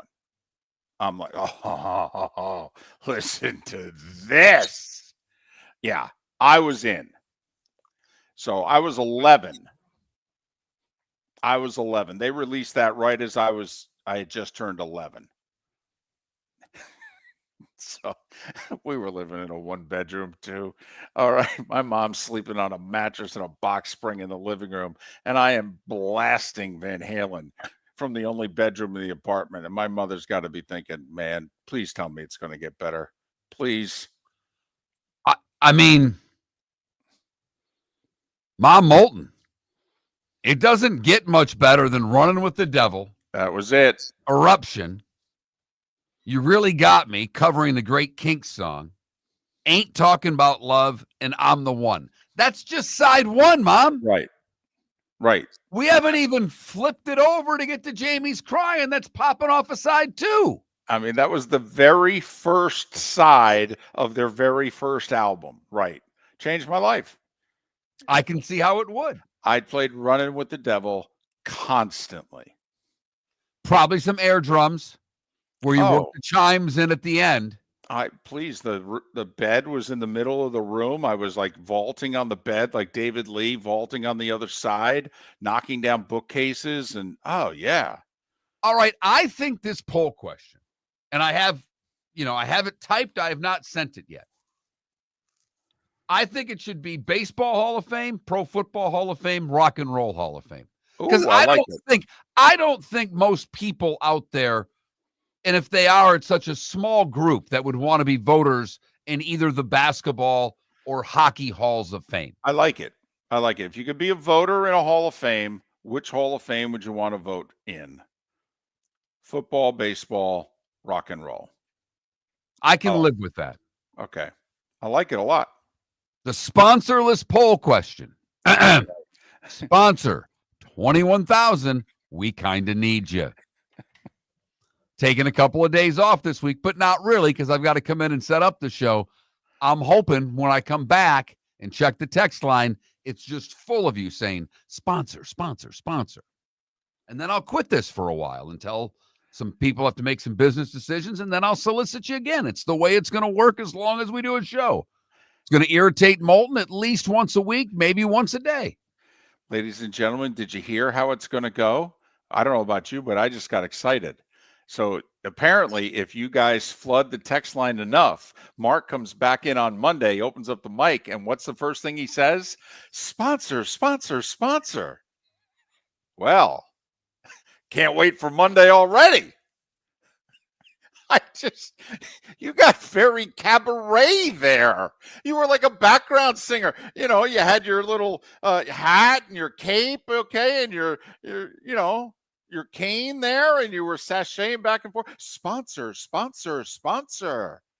Probably a little Fred Astaire kick of that cane, too. No doubt about it. I mean, instead of Fosse, it was sponsor, sponsor, sponsor. Just answer the damn poll question, would you? For over 50 years, the Nolan family has been dedicated to protecting local families. Nolan Family Insurance is a second-generation independent agency that specializes in home, flood, auto, and boat insurance. They take the time needed to explain your coverage options and answer your questions so you can make an informed decision that's right for you. If you're looking for an agency that treats you like family, call 941-639-1122 or go to NolanAgency.com. That's 941-639-1122 or NolanAgency.com. Mark Miller for Molly Maid. Why Molly Maid, you ask? Trust. Moulton was a customer for 15 years. Affordability. Didn't I just say Moulton was a customer for 15 years? Worry-free services. Our professional house cleaners are fully insured and a 24-hour warranty. Call Molly Maids today at 239-774-5839.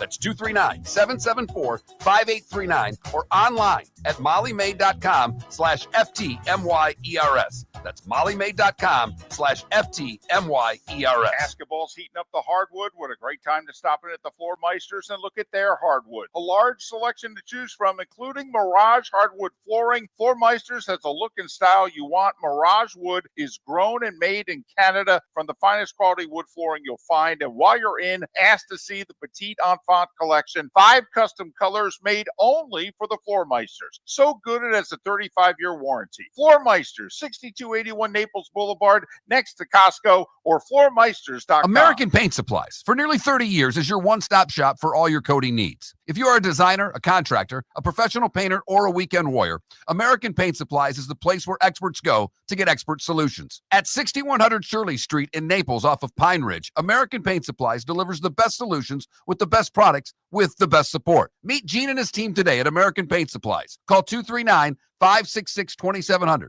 That's 566-2700 or online at AmericanPaintSupplies.net. This is Miller and Moulton.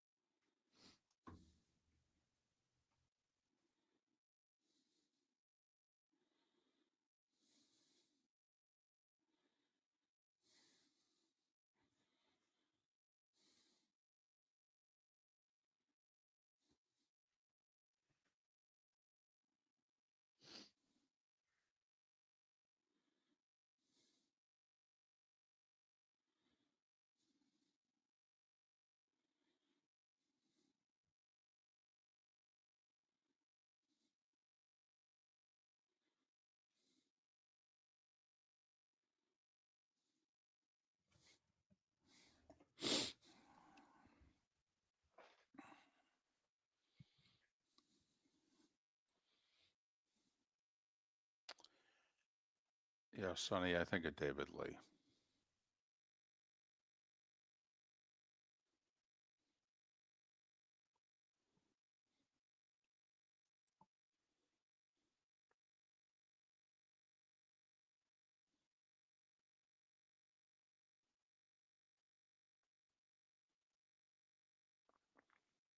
Rumors was an amazing album.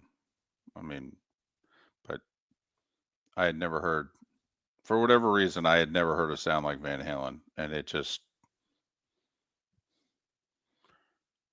they had me at Running with the Devil.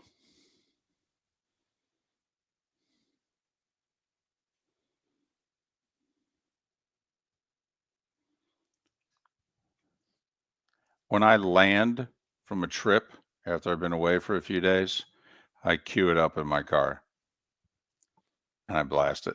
It's the first song leaving the airport. I detox to it.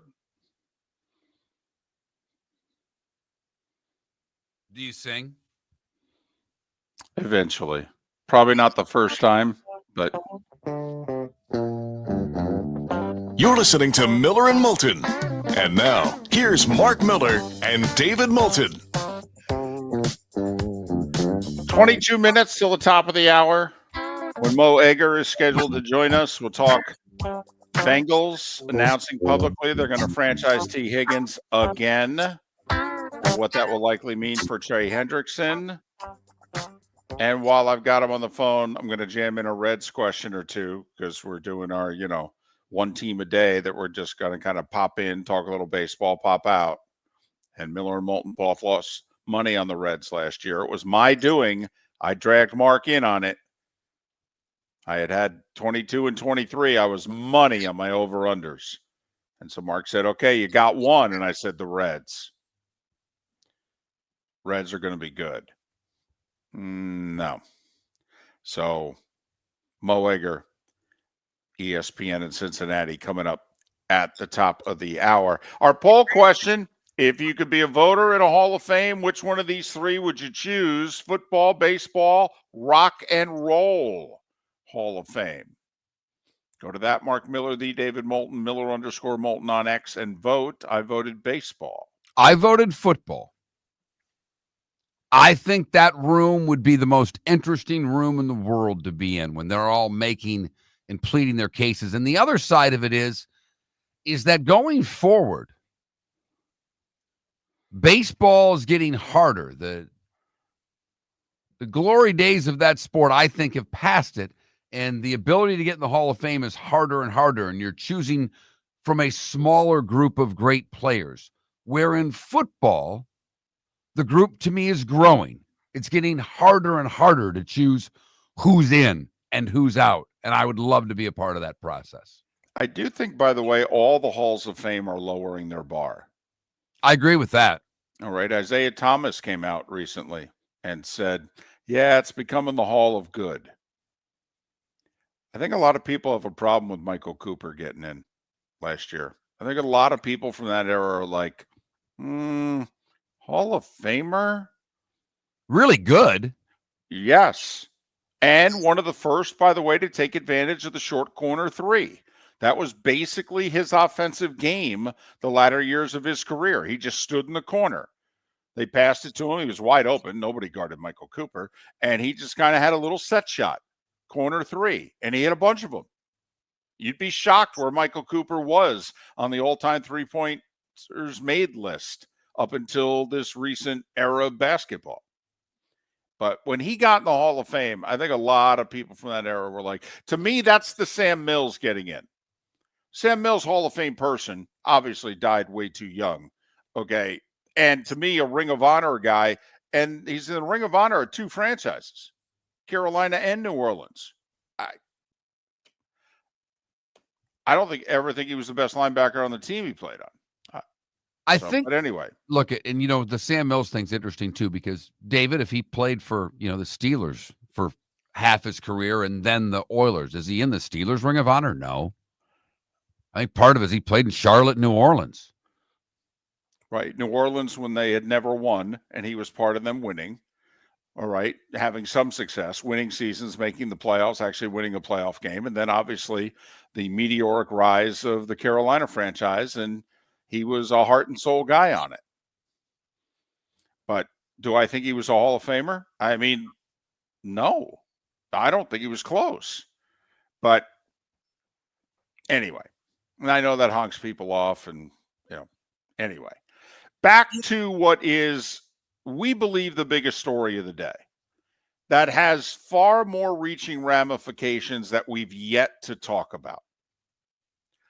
The ACC Florida State Clemson settlement, which is expected to happen early this afternoon. All three boards are meeting at noon.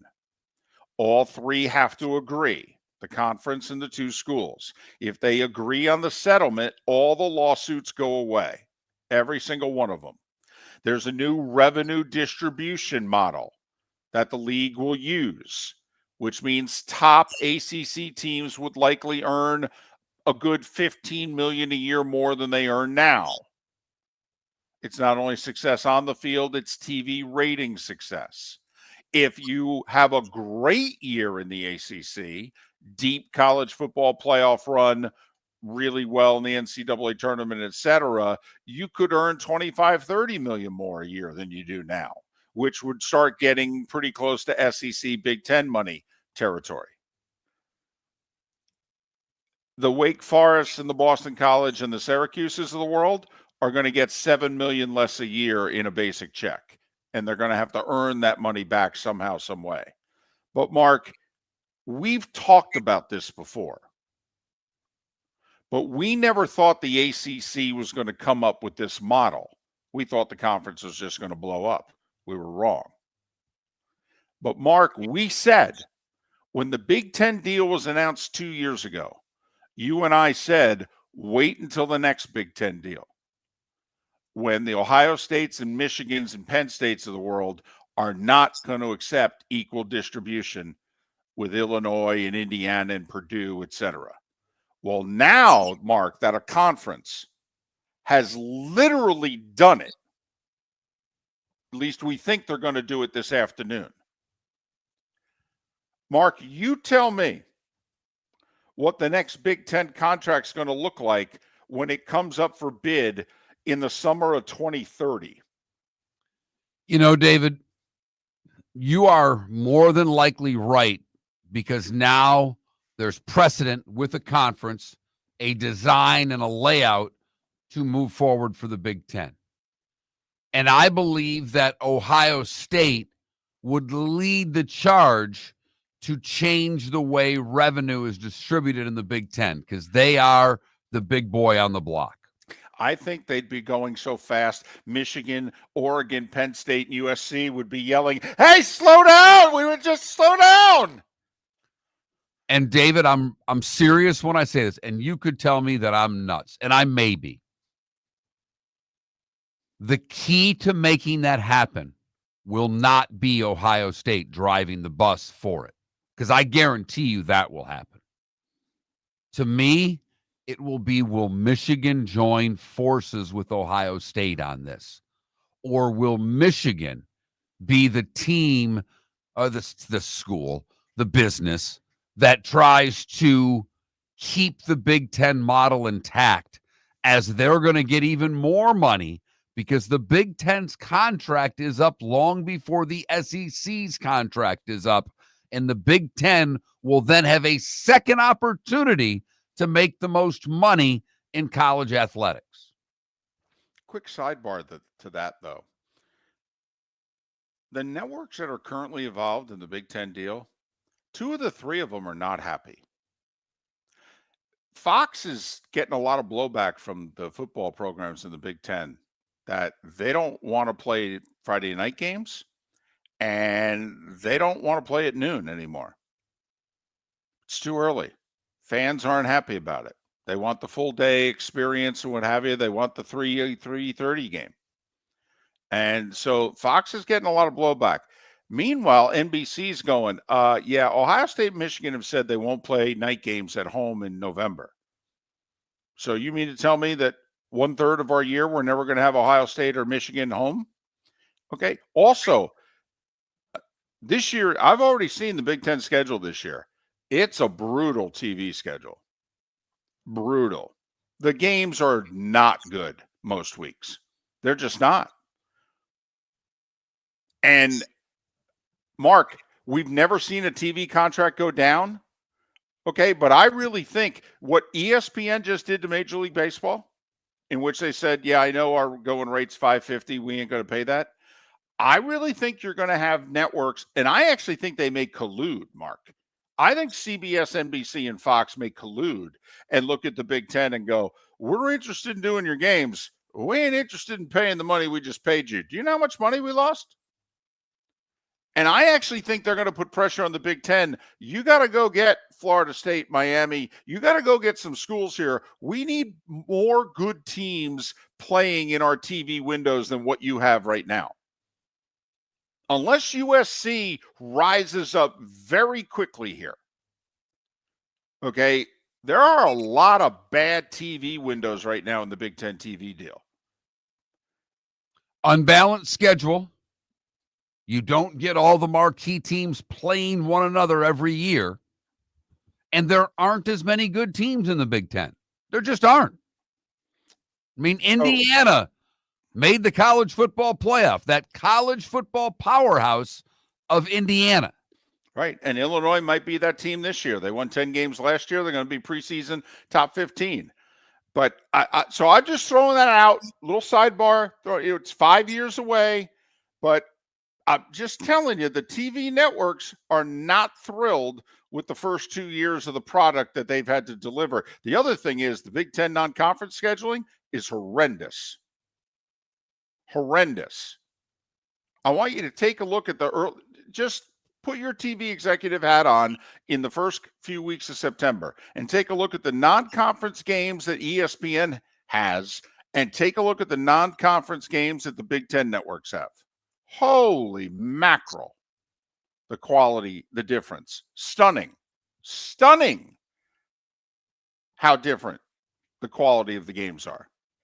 I digress. Well, David, the only thing I would rebut that with, and you may end up being right when it comes to what the networks want to do, but you have held firm for a couple of weeks now since the ESPN MLB divorce that you believe a streaming service will come through for Major League Baseball that will offer that kind of money.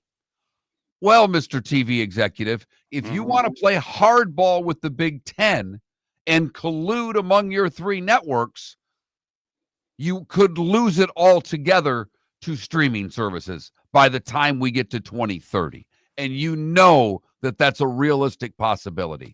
No doubt. Baseball has one rating. College football and Ohio State has quite another. Absolutely. And it could happen where the streamers go, yeah, this is monopoly money. What do you need? And then the Big Ten has to make the choice. Are we going to go away from our NFL TV model, 3 windows, 3 different networks, and are we going to go full-time streaming in a big way? Because they could print money if they go that way. But back to this. Mark, I believe Michigan is not going to hold up the honor of Minnesota and Purdue and Indiana. And I mean, I just don't believe they will. I'm with you. I think if they stood up and school, though, do you agree that that's the school that would have to do it? Yes, because they're the only one that's an equal or damn close. 1 to 1A. And if they go, come on, man, we can't do this. We can't. We can't do this.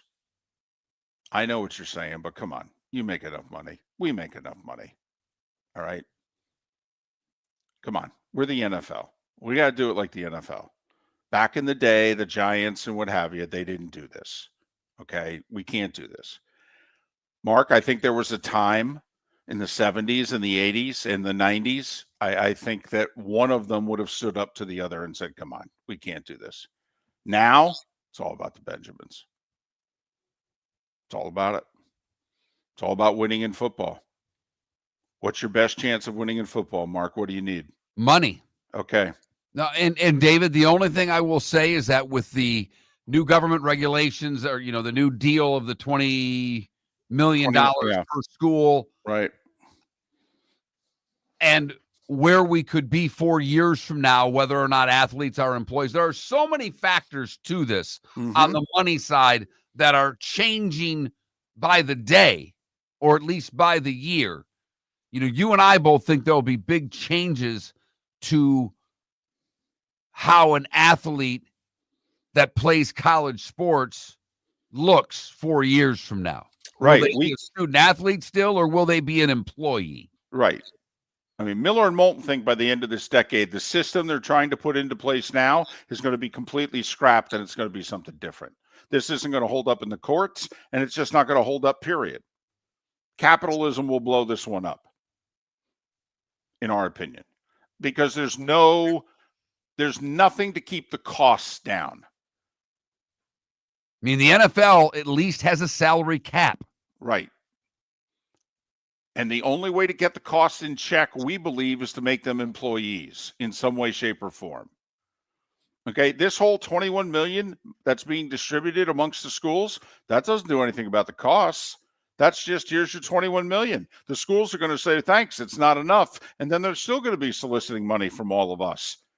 Okay, their payroll is not going to be $21 million. Payroll is going to be $40, $50 million. They're just getting a check to subsidize part of it. But mark my words, this ACC deal that is reportedly going to go down this afternoon, yeah, you might as well start figuring which schools are which in the Big Ten deal in 5 years. Miller and Moulton.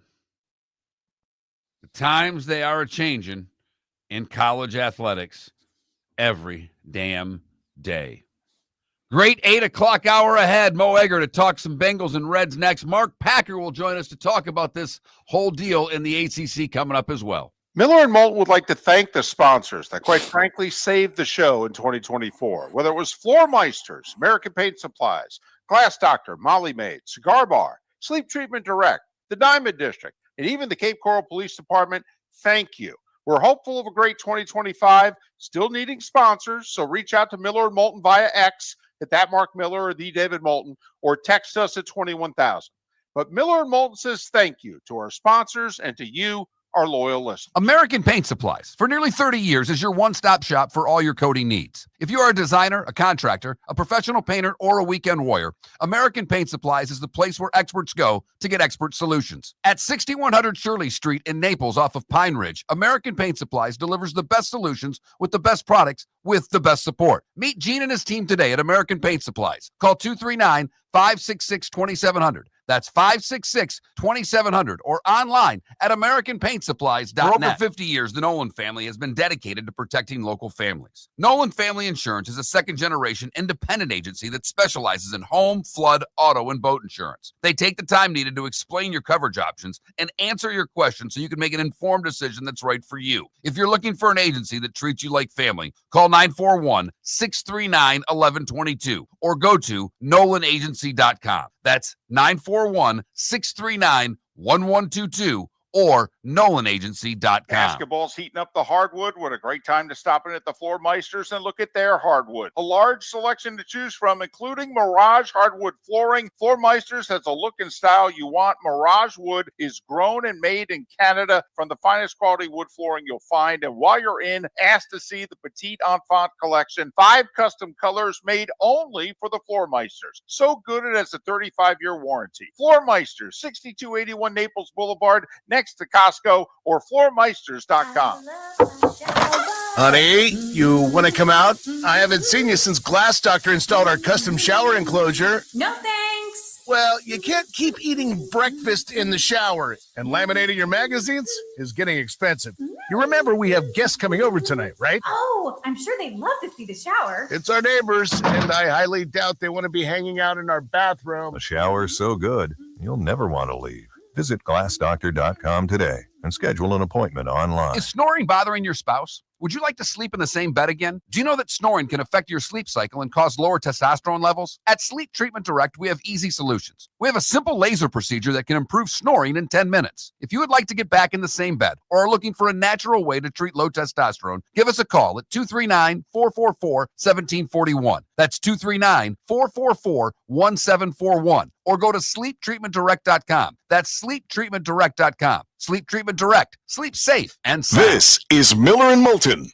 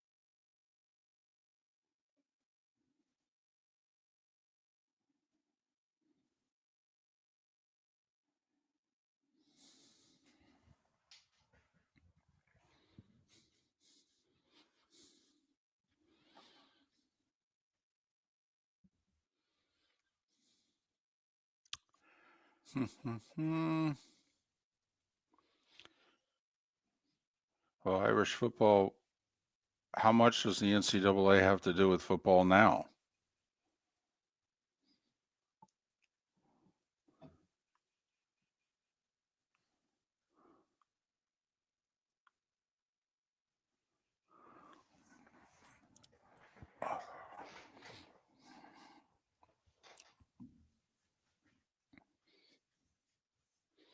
I gotta say, I watched that couple of beers bit, and it I'm smiling when he does the drowsiness and goes to a little bump. I laughed so damn hard. Keeping track of the races and the local news and the people committing the crimes. Okay, have you seen that one? No, Oh my goodness. no, I have not.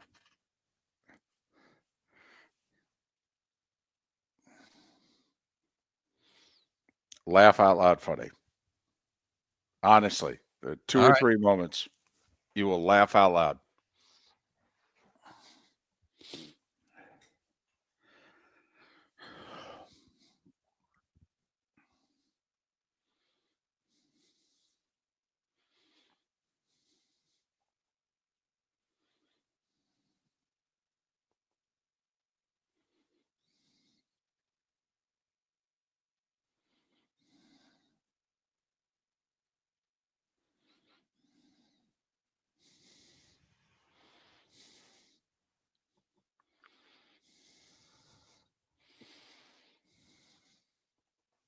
Mo's on.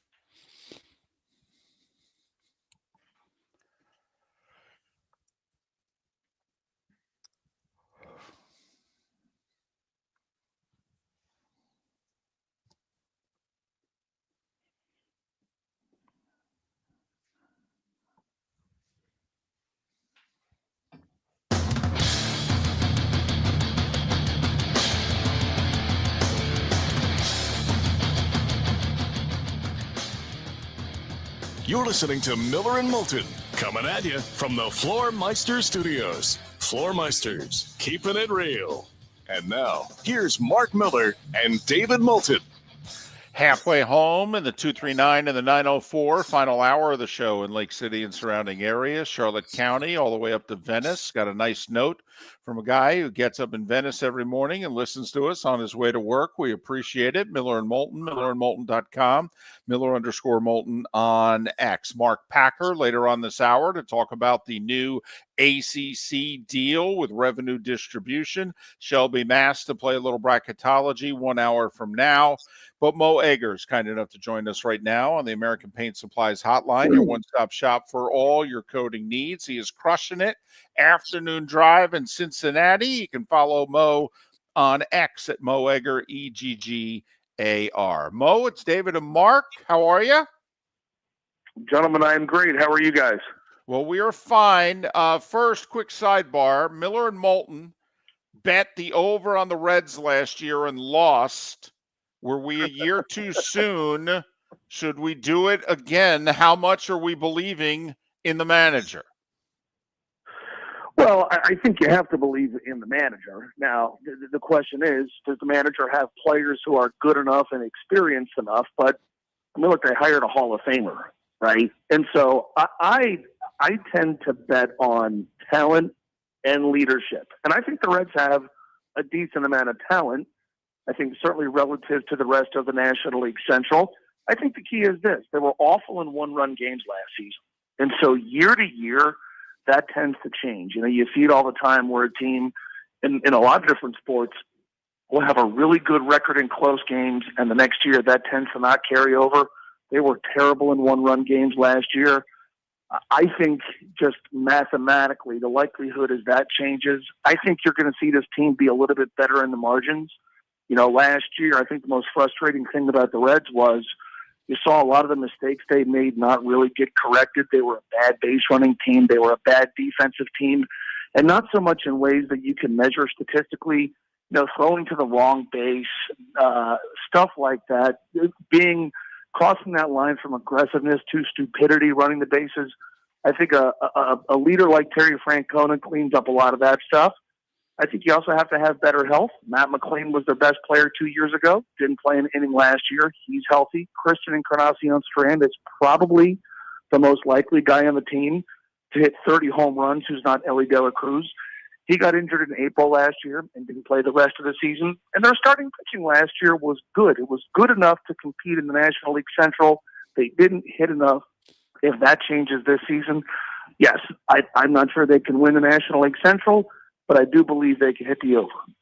Which is 79.5 for what it's worth. And to his point on one-run games, it was 2 years ago that the Marlins were incredible in one-run games. It got them into the postseason. We all saw what happened to the Marlins last year, that those things tend not to repeat themselves. And that's a great point by Mo. All right, T. Higgins got the tag. We thought that would happen. Do you think they'll be able to get a deal done with him, or is he going to play the year on the tag in your estimation? Well, this has gone on for so long between T. Higgins and the Bengals. We have been talking about him and his contract extension that they haven't been able to get done since the end of the 2022 season, which was forever ago. And so I'm going to guess the answer is no, just because there's been nothing over the last 2.5, nearly 3 years that would suggest that they're going to find common ground. But look, you know, this has changed. This whole dynamic changed starting on December the 9th after the Bengals beat the Dallas Cowboys on Monday Night Football. If you remember that game, the Bengals win. At that point, their playoff hopes were hanging by a thread. And that game, that night, the Bengals made their three captains, Joe Burrow, Jamar Chase, and T. Higgins. And I think there was a thought that, all right, they're doing this because they know T's not going to come back. What did Joe do after the game? He uses his post-game press conference to start making the case that we got to keep T. Higgins, and he hasn't stopped. He went on nearly every available show at Radio Row in New Orleans to talk about, we've got to keep T. Higgins, referring to him as a need. And so I think most of us were operating under the assumption all season long that T was going to play the 2024 season and then leave in free agency and maybe be the top free agent available. When Joe Burrow said T. Higgins is a need, That changed the plan for the Bengals, and so he's obviously going to play into the franchise tag. I'm going to assume they're not going to trade him, but they haven't come to terms yet on a deal. In more than 2 years of us talking about this, I'm led to believe T. Higgins wants to be one of the very highest paid wide receivers in the NFL. Problem is, he's not going to be the highest paid wide receiver on his own team. And so my guess is we do the exact same thing next year, this coming season. He plays under the franchise tag, and we spend the next few months wondering if they're going to come to an agreement on a long-term deal. Mo Eggar, Afternoon Drive, ESPN 1530 in Cincinnati. Follow him on X at Mo Eggar, EGGAR. I'm curious, and I love Joe. I would try to give Joe a blank piece of paper and a pen too, but I can replace T. Higgins more quickly and easier, I think, than I can replace Trey Hendrickson. And I don't have problems on offense. I got problems on defense.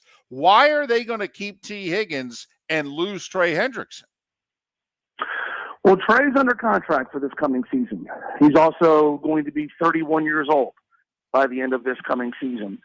I think at the end of the day, what this is about, and I think you could apply this to T. Higgins and the conversation about him, and I think you could apply this to Trey Hendrickson and the conversation about him. And by the way, Joe Burrow has gone on the record saying, we've got to pay Trey Hendrickson.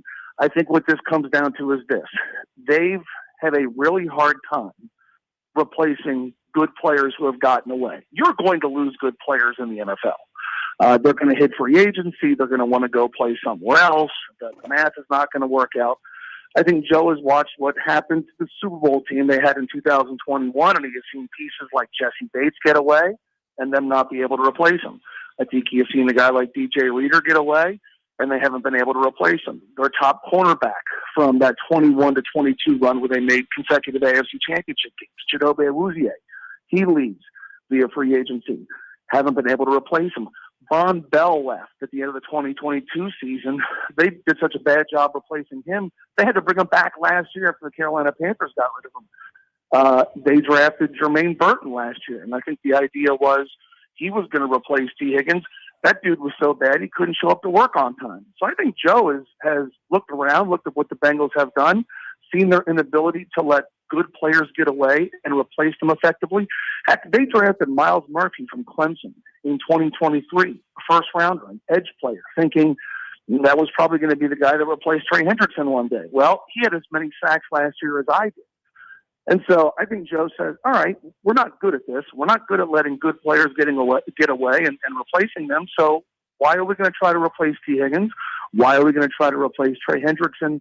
I think Trey's an interesting story because he was awesome last year. He led the league in sacks. He was their only good player on defense. But if you extend him, are you paying for past production in the future? Again, he's under contract for this coming season. I think there's also a thought that would suggest that maybe it makes sense to see if you can find draft capital in exchange for Trey Hendrickson because you have so many needs on defense. But yeah, look, when you have the defense the Bengals had last year and the conversation is almost entirely about offensive players, it is weird, isn't it? Right? We've talked so much about T. Higgins and Jamar Chase and Joe Burrow that it sort of ignores the fact that defensively they were a train wreck last season. And Mo, that's kind of what I wanted to get to with now franchising T. Higgins. You're going to do a new deal with Chase. It's going to make him more expensive. Joe gets paid what he gets paid. Are they going to have enough money left to fix what they need to fix? And that's the defense. Well, the answer would, I think, easily be yes if they didn't screw it up last offseason. Remember, the story last summer was Jamar Chase wanted a contract extension, and the Bengals actually negotiated with him, which sort of flies in the face of their typical policy to not negotiate with players when they have 2 years left on their deal, but they didn't get a deal done. It came down to the very last minute, the morning of the first game. We were wondering, is Jamar Chase, A, going to play today? B, are they going to get something done? And C, if they don't and Jamar Chase ends up being awesome, how much more is the next deal going to cost? Well, what happened? They didn't sign Jamar Chase. He led the league in the three major wide receiver categories. Now they're going to have to pay even more to keep him. And so you're throwing more money at the offense. look, here's the thing with this team. They have so many bad players, and you saw what they did this week. They cut loose Alex Kappa, a guard. There's some money they saved there. They cut loose Sheldon Rankins, a 3 technique last week. They saved some money there. If they do this the way they should, which is to just move on from bad players who have years left on their contract, they'll have pretty close to $100 million to spend. And so mathematically, yes, there's a little bit more wiggle room that I think, you would believe if you're just talking about what they're going to pay Jamar and what they're going to pay T. Higgins. At the end of the day, it's this, man. They've been so bad at drafting on defense in recent years. It doesn't matter what they do in free agency. It doesn't matter what they do with Jamar and T. Higgins. It doesn't matter what they do with Trey Hendrickson. If that doesn't change, the results are going to be pretty limited. And so at the end of the day, I think what they do this offseason is going to be more about, can they draft players this April that have an impact this season? Because in recent years, the answers to those questions have been no. Mo Eggar, and by the way, I've changed a vowel on his last name. I don't know why I did that. It's Egger, Egger, Mo Eggar. My apologies, Mo. We're pretty big into spelling on this show. My apologies. We've got 45 seconds. Is this offseason going to be the offseason that determines whether or not Joe Burrow is Ken Anderson or Carson Palmer? Yes. I think this is. Joe is going to be 29 at the end of this year. These guys are ultimately judged by how much do they win. They're all chasing Patrick Mahomes. He's in the same division with Lamar Jackson. He has watched Lamar Jackson win 2 MVPs. He's watched a lot of quarterbacks that he is as good as, if not better, play in the postseason. The clock's ticking. The idea, quarterbacks typically do not win their first Super Bowl after their 8th season. We're going into Joe Burrow's 6th. I think these next 3 years are insanely crucial for this franchise. And what happens over the next 3 years is going to be largely shaped by what happens over the next few months. Mo Eggar, afternoons, 1530 ESPN in Cincinnati. Follow him on X at Mo Eggar, Egger. I'll get it right first, then you follow. Mo, as always, we appreciate it. Continued success. Hopefully we can talk down the road. Hope so. Thanks, guys. Mo Eggar, kind enough to join us once again here on Miller and Moulton. Mark Packer to join us 25 minutes from now to talk about the new ACC deal involving Florida State. Miller and Moulton would like to thank the sponsors that, quite frankly, saved the show in 2024. Whether it was Floor Meisters, American Paint Supplies, Glass Doctor, Molly Maid, Cigar Bar, Sleep Treatment Direct, the Diamond District, and even the Cape Coral Police Department, thank you.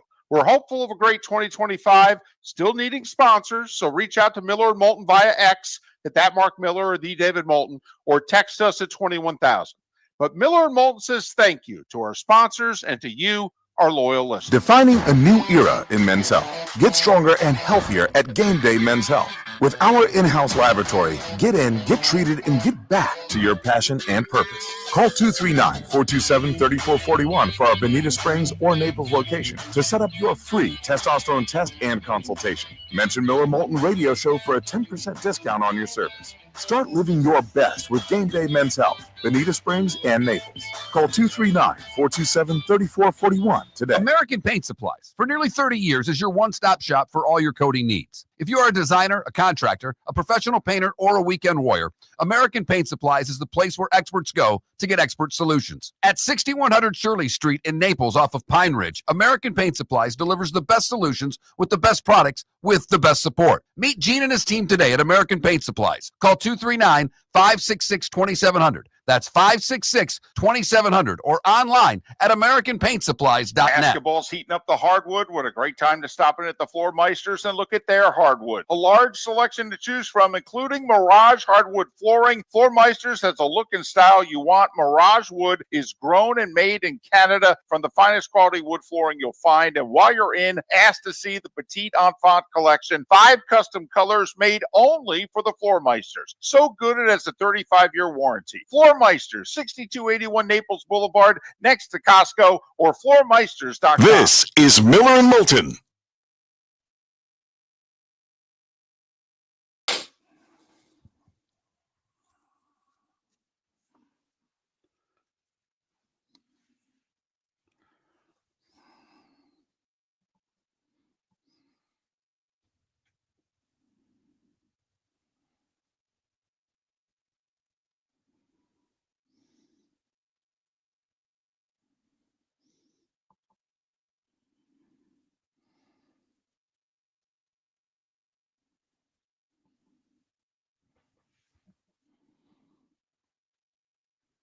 I don't know what I did there. I never screw up spelling. My bad. Glad you corrected me.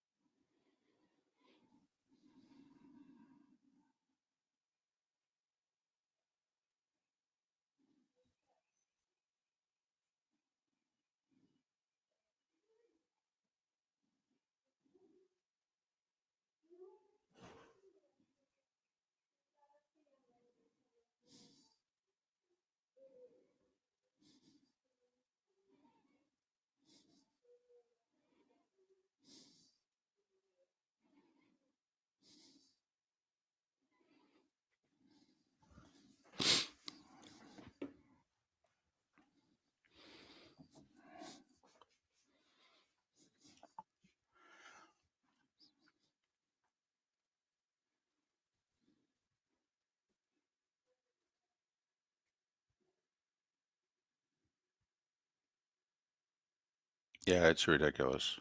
I don't get it.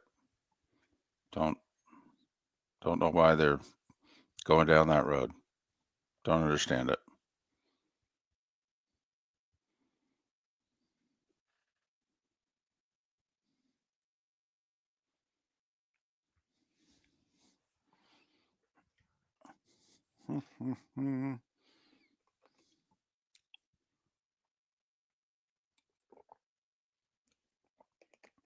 Well, they announced 2,400 last night. Didn't look like that many to me when I was watching. I think they're like half the student section was filled, which is a couple hundred more than what they've normally had. It But- just didn't look like it. I mean, I Right. watched the second half. I forgot it was on early. I just had crap going on. It's Eve's late night, so we don't have dinner until she gets home, which is usually a little after 7. Be the only dinner at the table this week.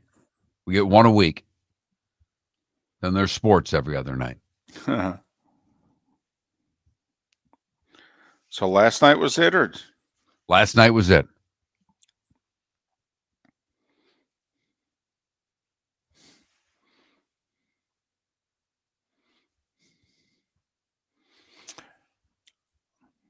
Lucifer? I have to admit, though, of all the things going on today, we're going to vote people out over that one.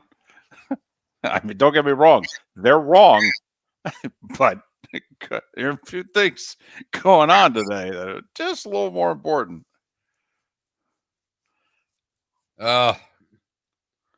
David, Memphis is on the road.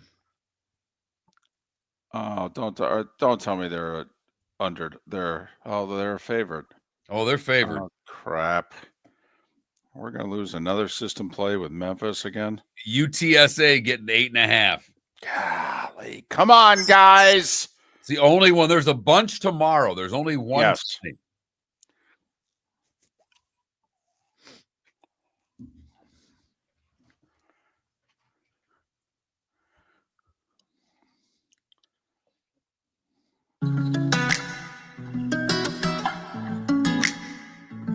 Welcome back to Miller and Moulton. Text the guys what's in your mind at 21,000.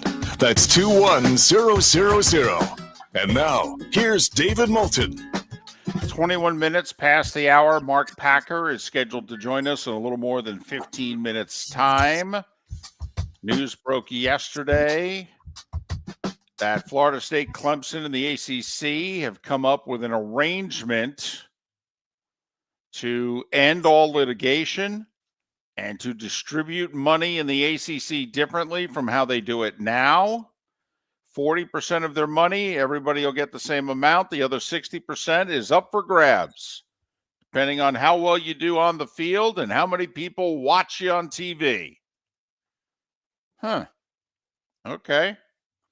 We'll see if the Florida State, Clemson, and ACC boards give their approval later today. How's our poll question doing? Which seems highly likely, by the way. Yes. All indications are that all three of these, you've got to think the ACC is going to do it. They want to avoid litigation, but Florida State and Clemson want to avoid litigation as well. They want this over with.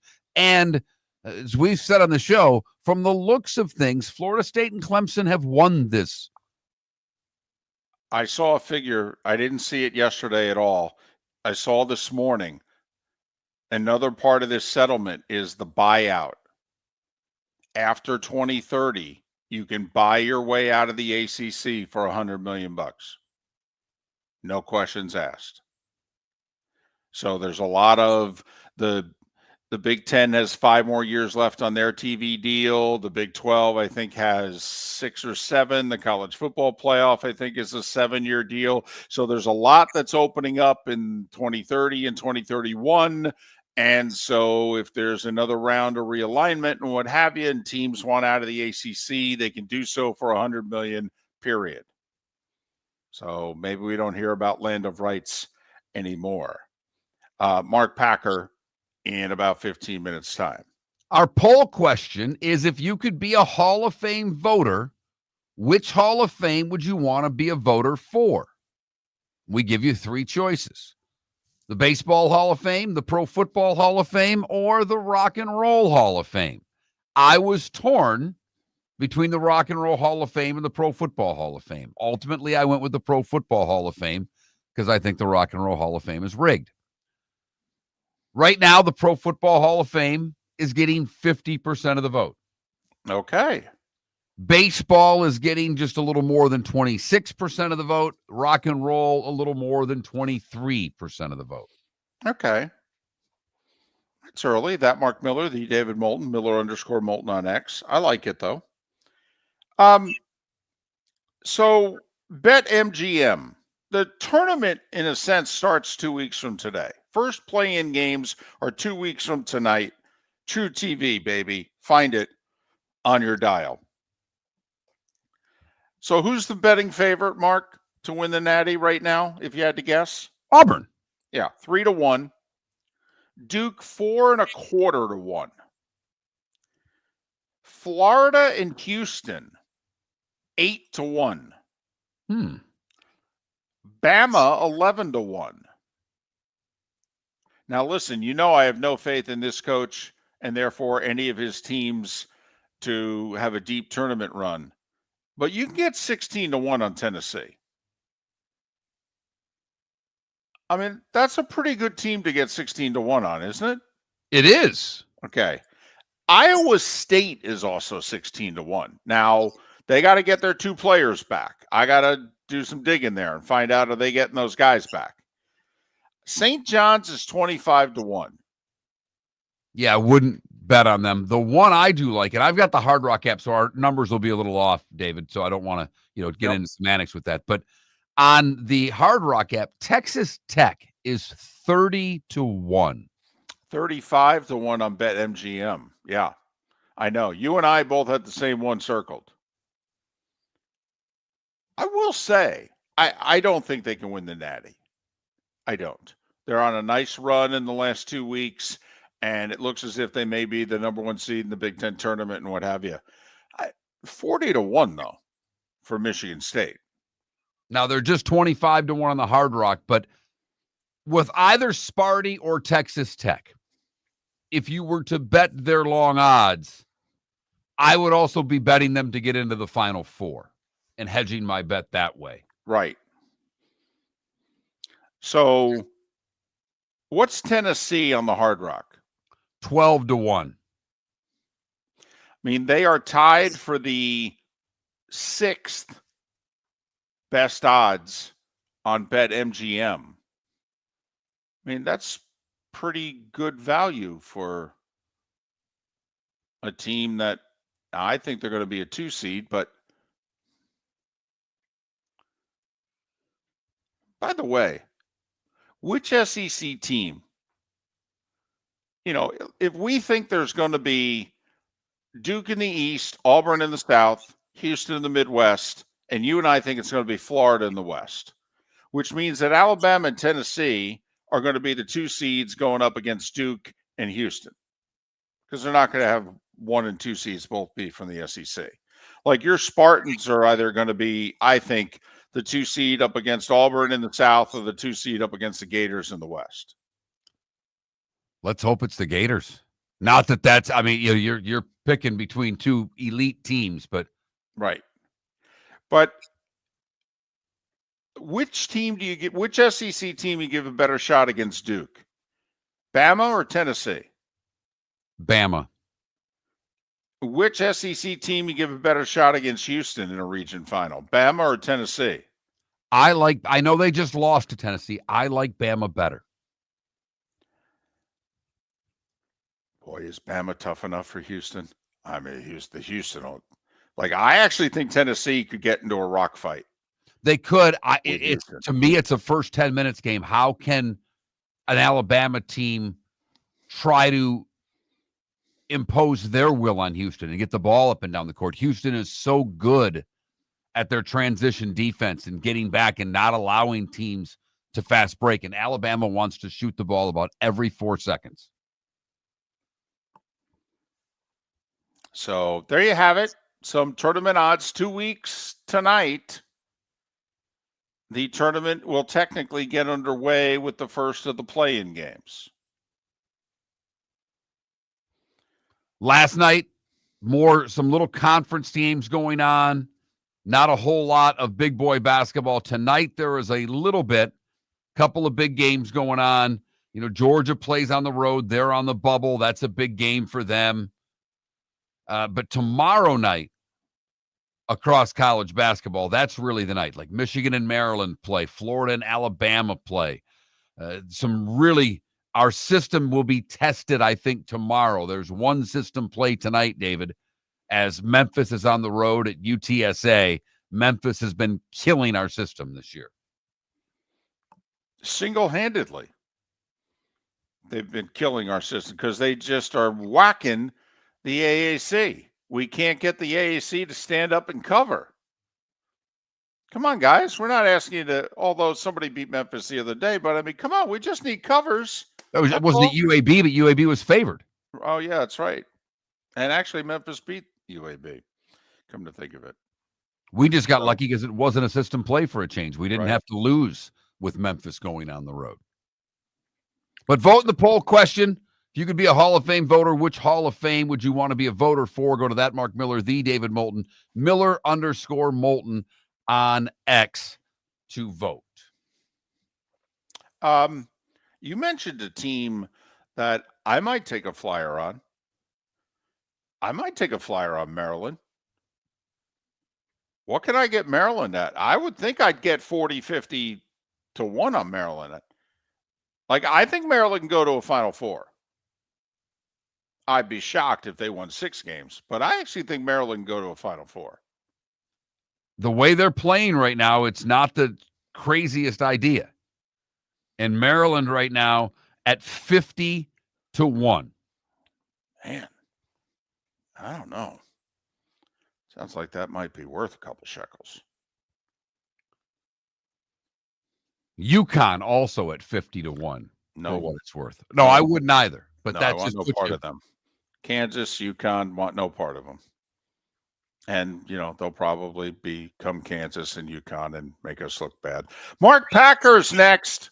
For over 50 years, the Nolan family has been dedicated to protecting local families. Nolan Family Insurance is a second-generation independent agency that specializes in home, flood, auto, and boat insurance. They take the time needed to explain your coverage options and answer your questions so you can make an informed decision that's right for you. If you're looking for an agency that treats you like family, call 941-639-1122 or go to nolanagency.com. That's 941-639-1122. or nolanagency.com. Sleep problem but don't want to wear a CPAP mask?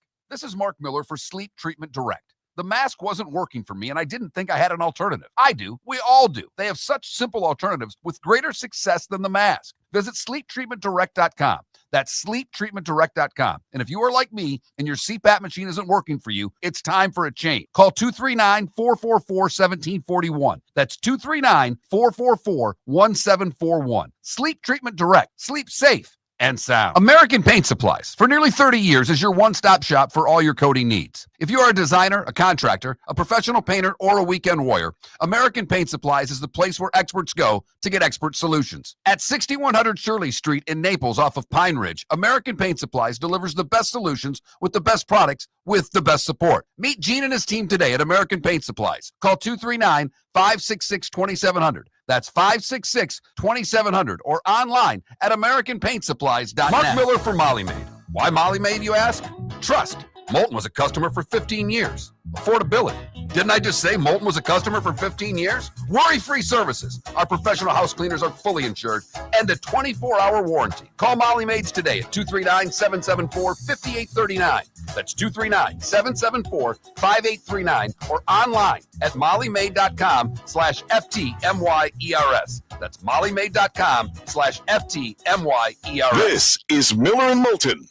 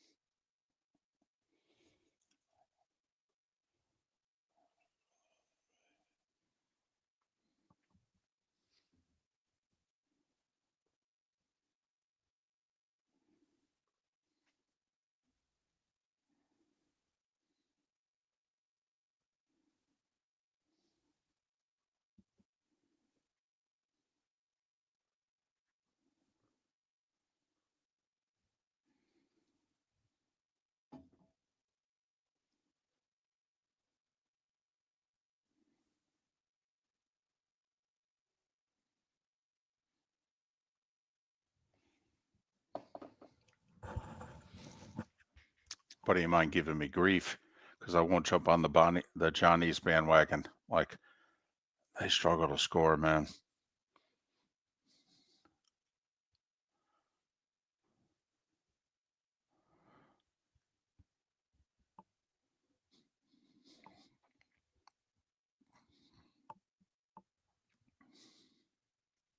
Guys, we really don't do politics. Okay. If you could stop doing politics, I know it's your chat room, but we're not going to comment on it, just so you know.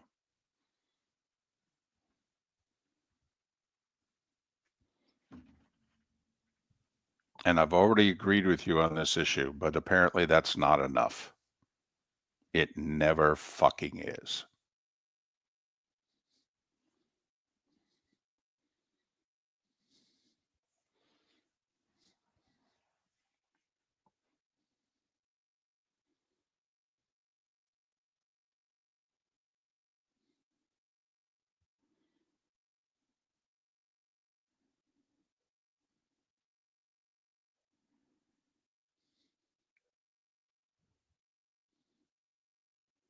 No, I understand it, and we've talked about it, but you're talking about the politics of it.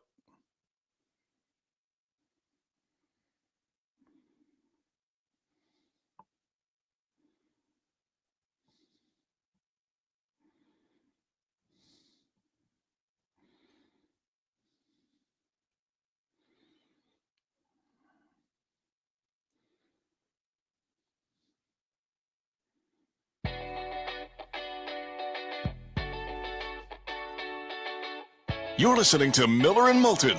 And now, here's Mark Miller and David Moulton. 22 minutes till the top of the hour. Shelby Mast with a little bracketology at the top of the hour. We can yell at each other about Texas. Shelby will join us in 22 minutes' time. Joining us now on the American Paint Supplies Hotline, your one-stop shop for all your coating needs, is Mark Packer, host of ACC PM, weekdays 4 o'clock on the ACC Network. You can follow him on X at Mark Packer, Packer. Mark, it's David and Mark. How you been? Good morning, gentlemen. I hope life's treating you well. It is. Thank you for that. Hope you've recovered from the dental procedure, by the way. We know how tricky they can be. So your thoughts on what's been out there now for about 18 or so hours, the resolution and the redistribution plan between, Florida State, Clemson, ACC, and then the rest of the ACC. Yeah, David, I think at the end of the day, this is probably the best case scenario that could have happened. I mean, obviously feelings were hurt when anybody starts suing within the league. And I think the last time we had a conversation, we kind of talked about the end game here kind of being a lose-lose proposition. At the end of the day, from a Clemson and Florida State perspective, assuming that they can perform on the field, and that's a big assumption, especially Florida State, what we saw last year, they can make more money from an incentive perspective. Will it reach the SEC/Big Ten level? It will not, but it will help if they're successful. It also lowers, I think, from everybody's standpoint, that if you decided to go after the grant of rights down the road, which is probably 5 or 6 years down the road, we're talking, that exit fee is going to be smaller. So that could be a win if you're thinking that way. The win for the ACC is that you finally get some stability. That, people can kind of go on down the road and not worrying about who's suing who and all that stuff. So at the end of the day, listen, Florida State and Clemson stuck their toe in the water, and they spent a lot of money on a legal procedure that got them maybe some lesser dollars down the road from the, like I said, the exit fee, and they're going to make more money in the short term. So, if you're Jim Phillips, you probably slept a little bit better at night, I would assume, knowing that you could kind of put this behind you. Now down the road you go. The bigger issue now for the league is, can they get better? I mean, let's be honest. You're looking at 3 teams right now in the NCAA men's basketball tournament. North Carolina and SMU are bubble teams. I know you're going to talk bracketology at the top of the hour. For an ACC men's basketball standard, that's an incredibly low number, even though the league's been good in the tournament, and that's a given. But that's got to get better. The ACC in the bowl games this past year were an embarrassment, even though you did get 2 teams in the college football playoff, which is a positive. So the bottom line is, in the revenue-generating sports, and we're talking about football and basketball, the league's got to get better. And the only way you do that in this day and age is get committed with good hires and going out and getting really good talent. So that's where the ACC needs to get better. Well, and I think there's a third element, good hires and get talent, but you have to have a lot of money to get talent. Right. And does this new deal do enough for the top end that it won't hurt the conference as a whole, especially when it comes to basketball, Mark? And I know football is everything now nationally, but when you're taking away, you would think that the Wake Forest of the world are not going to get as much money.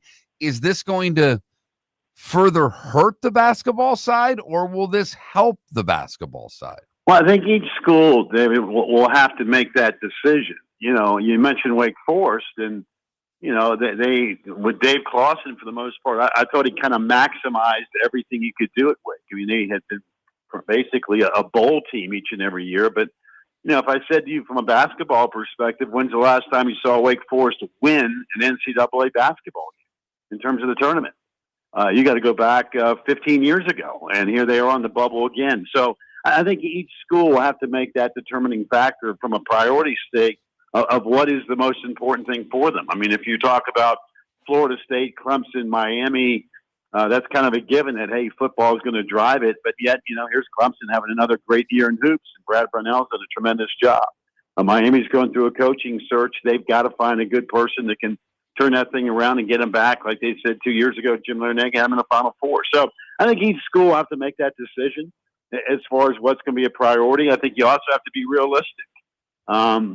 If you're the Wake Forest and Boston colleges of the world, do you really believe in the day and age that you can compete to be in the college football playoff? My guess would be no. And again, there's going to be some really hard business decisions having to be made down the road. And this is going to be true whether it's the ACC or even somewhere else. I know that the SEC and the Big Ten are printing money at a crazy number, but I mean, at what point in time does Vanderbilt sit there and say, hey, we can actually be competitive in football, even though they went to a bowl game this year? Good for them. But when you start talking about where the big money lies in this day and age, I think each individual school is going to have to make a priority and say, hey, listen, let's be realistic. What really does make sense for us? Mark Packer, host of ACC PM, weekdays 4 o'clock on the ACC network. Follow him on X at Mark Packer, Packerer. How is not the conference, but your audience, the people you correspond with, if you will, via emails and texting, how has SMU been accepted? Football team makes the playoff, basketball team, a bubble team. They've got unlimited money. You would think SMU in the modern world, Mark, could be a real player. And they don't even care what the ACC distribution model is. I would think if I'm an ACC fan, I'm loving SMU. Is ACC Nation loving SMU? We're still in the dating process, but I think everything that you laid out makes a ton of sense, and I think it's real. And again, I think it's one of the reasons SMU was so excited that, hey, we'll just hold off. You guys, don't worry about the money. In fact, right when they made that announcement, I think they raised almost $150 million in 7 days and said, hey, that Texas oil money runs deep down there. We just want to seat the table. And to their credit, they've done a great job from a football and a basketball perspective. And even their Olympic sports have done well. So I think they're making that transition seamlessly. Of course, when you got Cal and Stanford down the left coast, that's a whole different animal. I still think that the West Coast, East Coast, I mean, when they're playing at 7 o'clock at night on their time, it's 10 o'clock on the East Coast. And I mean, unless your team is playing and you're one of those diehards that, hey, I'm going to watch every single game we play, I mean, that's kind of an acquired taste. From an Olympic sports standpoint, obviously, Stanford and Cal are phenomenal. They're fantastic. But, Stanford football's got to get better. Cal is okay. From a basketball perspective, Stanford's been okay. I mean, they're sitting there one game out in terms of this argument as far as the bubble and could they get into the double bye. But your question about SMU is right on the money. I mean, they've got unlimited funds. They can write the check. They're in a great market. They're now in a power league. They've already had instant success overnight. I think they've got good coaches, and I think the future is extremely bright for SMU. I really do. What's the future for North Carolina? Because the basketball program's obviously struggling. Bill Belichick, now the football coach, they're on Hard Knocks, which is just making most of us either laugh or cringe over what's that going to become. But are they trying to be a football school now? I mean, come on, this is North Carolina. It's basketball royalty. And it seems from the outside that they're putting a lot more emphasis on football than even basketball. How's that being handled by the Tar Heel faithful? Well, it will always be a basketball school, Dave. I grew up here. I've lived all over the country, but I grew up in North Carolina. And all you got to do is walk into the Dean E. Smith Center and look into the rafters. And if you look up into those rafters and think football school at any point in time while you're walking around, you've lost your mind. But I will tell you, even though North Carolina has not won an ACC football championship since 1980, putting players into the National Football League has not been a problem. Their facilities have always been pretty good, but they have now made an effort to say, hey, listen, we really need to get into the true football business. And, and I said it the day Bill Belichick was hired, North Carolina football will become the new college football reality show. And people that would normally not spend 2 seconds worrying about Tar Heel football in the fall will this year take a peek and say, hey, how did Bill Belichick do today? I mean, did he win by 30? Did he get beat by 25? I mean, I don't know where this is going to go. It's going to be a fascinating watch. The thing with HBO and Hard Knocks, I laughed too when I heard it. But, listen, they're doing everything they possibly can to get in front of as many eyeballs as they possibly can. So there is now a true emphasis on football at Carolina. I'll be honest with you, nobody really knows what a team's going to look like. But they're from a schedule perspective, I think they got a great schedule. I mean, they play Clemson at home. They kind of avoid all the problems. Miami, Louisville, SMU, Georgia Tech, all those teams are going to be good. Carolina didn't see any of them. So I think Bill Belichick's going to be able to win a bunch in year one. How he makes that transition from the pro game to the college game, hey, your guess is as good as mine. It's going to be a fascinating watch. He can coach, but can he relate and can he recruit the way you're going to have to recruit in the college game? Because it is different than it is in the NFL. So, like I said, they're going to be a great reality show, but there's no doubt North Carolina has kind of put all chips in that they want to get into the football business and be a factor. So we'll see if they can pull it off. Cooper Flagg's even better than we thought he was going to be, isn't he?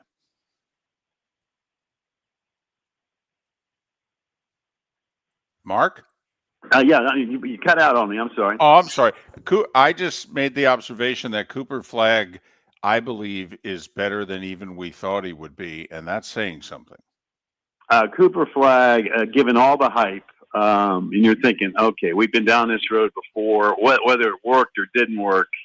But, let's just see him do his thing. And the kid is just a player. I mean, it's just all there is to it. And the fact that he just turned 18, but he kind of plays old school, right? And the game kind of comes to him. He doesn't have to take a high volume number of shots to score 30. In fact, he may have a game where he scores 16 points, but he's going to give you 8 assists, 9 rebounds, 4 steals. He's just got the complete game, and he just kind of makes it look easy. And this Duke team is just playing at a ridiculous level right now. I know the league is down from top to bottom, but man alive, they just look like they look like they've been playing forever. And John Shire's done a great job. Obviously, when you have really good players, it helps.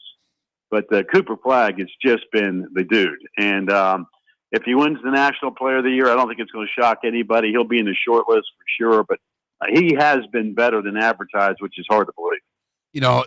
You mentioned the ACC's down and they're beating up on everybody. They just went and whooped Illinois as well, who's a decent Big Ten team. Do you worry at all for Duke that they haven't been battle tested enough? These SEC teams this year playing so many big games, getting a lot of testing before they get to March Madness. Do you worry about Duke and how easy it's been this year for them?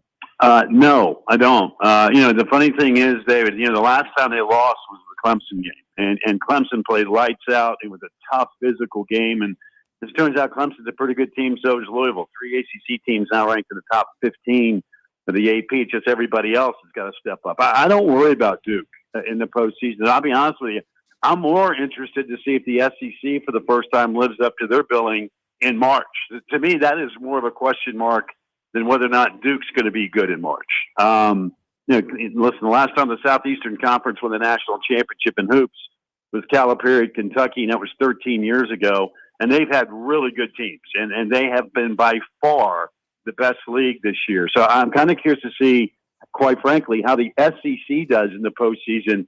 Do they live up to the billing and continue to dominate? But I'm not concerned about Duke one iota. Their biggest issue is going to get everybody healthy in time. And, of course, they got Proctor back last night. Malik Brown's shoulder, don't know what his status is going to be. But if they get Brown back as well, believe me, Duke will be a tough out in March, regardless who they're playing. Well, and the National Coach of the Year, in my opinion, is in Louisville. I mean, the job that he's done after being just a grease fire the last 2 years. He's Mark Packer, ACC PM, 4 o'clock weekdays on the ACC Network. Follow him on X at Mark Packer. Mark, as always, appreciate your time and your insight. All the best to the family. Gentlemen, you got it. And again, call me anytime and enjoy the rest of the week. Mark Packer, kind enough. Talk a little ACC as a conference as a whole, little football, little hoop. Right now, they're only getting 3. Wake Forest has lost, 3 bubble games in a row? Are they even on the bubble right now, or do they have to do something drastic do they have to make like the ACC final to be? Well, that's the interesting thing there, David, is because so many times they don't care about what happens in the conference tournament. Right. They've determined what their fate is before these conference tournaments begin. And Wake Forest is on the next 4 out list, according to Shelby Mast, who's coming up at the top of the hour. And I know SMU was on that list. Okay. And SMU's problem is they don't have a single, I don't believe, quad 1 win. They could end up with like 23 regular season wins and pick up a win or 2 in the ACC tournament. They could be 24-plus win team, and I don't know if they'll have a single quad 1 win. Yeah, I mean, he has SMU on the others considered for at-large bids. Right. So they're beyond 8 out, if you will. Because I think the last decent game that Wake Forest won was at SMU a couple of weekends ago. SMU had just lost their point guard. But, for Wake, that was considered a good road win. And they've, haven't beaten anybody since. Time to get knee-deep in the brackets. Yeah. Shelby Mast, bracketwag.com, joins us next on Miller and Moulton. Thanks so much for listening. The bonus hour is next. Miller and Moulton are very grateful to you, the listeners, for making us one of the highest rated shows for men, because the working man is one of the toughest demos to reach, and we do. Great sponsors like Floormeisters, American Paint Supplies, Glass Doctor, Sleep Treatment Direct, Game Day Men's Health, and Molly Maid recognize that, and we thank them. And if you own a business and working men are your clientele, the most cost-effective way to reach them is through us. Text Miller and Moulton at 21,000 or directly via X at that Mark Miller or the David. Basketball's heating up the hardwood. What a great time to stop in at the Floormeisters and look at their hardwood. A large selection to choose from, including Mirage hardwood flooring. Floormeisters has a look and style you want. Mirage wood is grown and made in Canada from the finest quality wood flooring you'll find. And while you're in, ask to see the Petite Enfant collection. 5 custom colors made only for the Floormeisters. So good it has a 35-year warranty. Floormeisters, 6281 Naples Boulevard, next to Costco, or floormeisters.com. Whether you're chasing peak performance, reigniting intimacy, or simply want to feel your best, Game Day Men's Health creates customized game plans to optimize your health. Call 239-427-3441 for our Bonita Springs and Naples location to set up your free testosterone test and consultation. Mention Miller Moulton Radio Show for 10% off your service. Find your maximum self with Game Day Men's Health, Bonita Springs and Naples, Florida. Call 239-427-3441 today. Mark Miller for Molly Maid. Why Molly Maid, you ask? Trust. Moulton was a customer for 15 years. Affordability. Didn't I just say Moulton was a customer for 15 years? Worry-free services. Our professional house cleaners are fully insured and a 24-hour warranty. Call Molly Maids today at 239-774-5839. That's 239-774-5839 or online at mollymaid.com/FTMYERS. That's mollymaid.com/FTMYERS. Wine glasses never fall over until you get a brand new rug. Oh, no. Ketchup bottles act normal till you're wearing a new shirt. Oh, you kidding me? And rocks slide peacefully on the road till the day you get a brand new windshield. Then they fly up off the road and attack without mercy. That's why new windshields from Glass Doctor come with our windshield protection plan. Unlimited repairs and 1 replacement for 12 months. Don't just fix it, protect it. Glass Doctor. A neighborly company. American Paint Supplies, for nearly 30 years, is your one-stop shop for all your coating needs. If you are a designer, a contractor, a professional painter, or a weekend warrior, American Paint Supplies is the place where experts go to get expert solutions. At 6100 Shirley Street in Naples off of Pine Ridge, American Paint Supplies delivers the best solutions with the best products with the best support. Meet Gene and his team today at American Paint Supplies. Call 239-566-2700. That's 566-2700 or online at AmericanPaintSupplies.net. This is Miller and Moulton.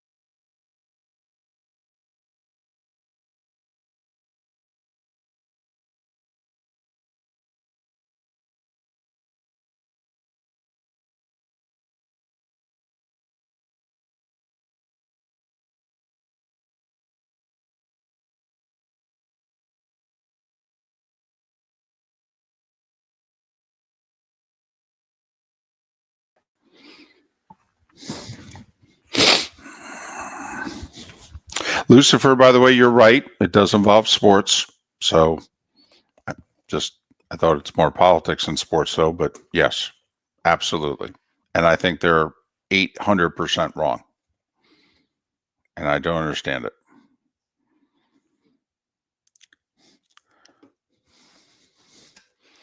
But we got a few things going on. And that's about number 117 on the list.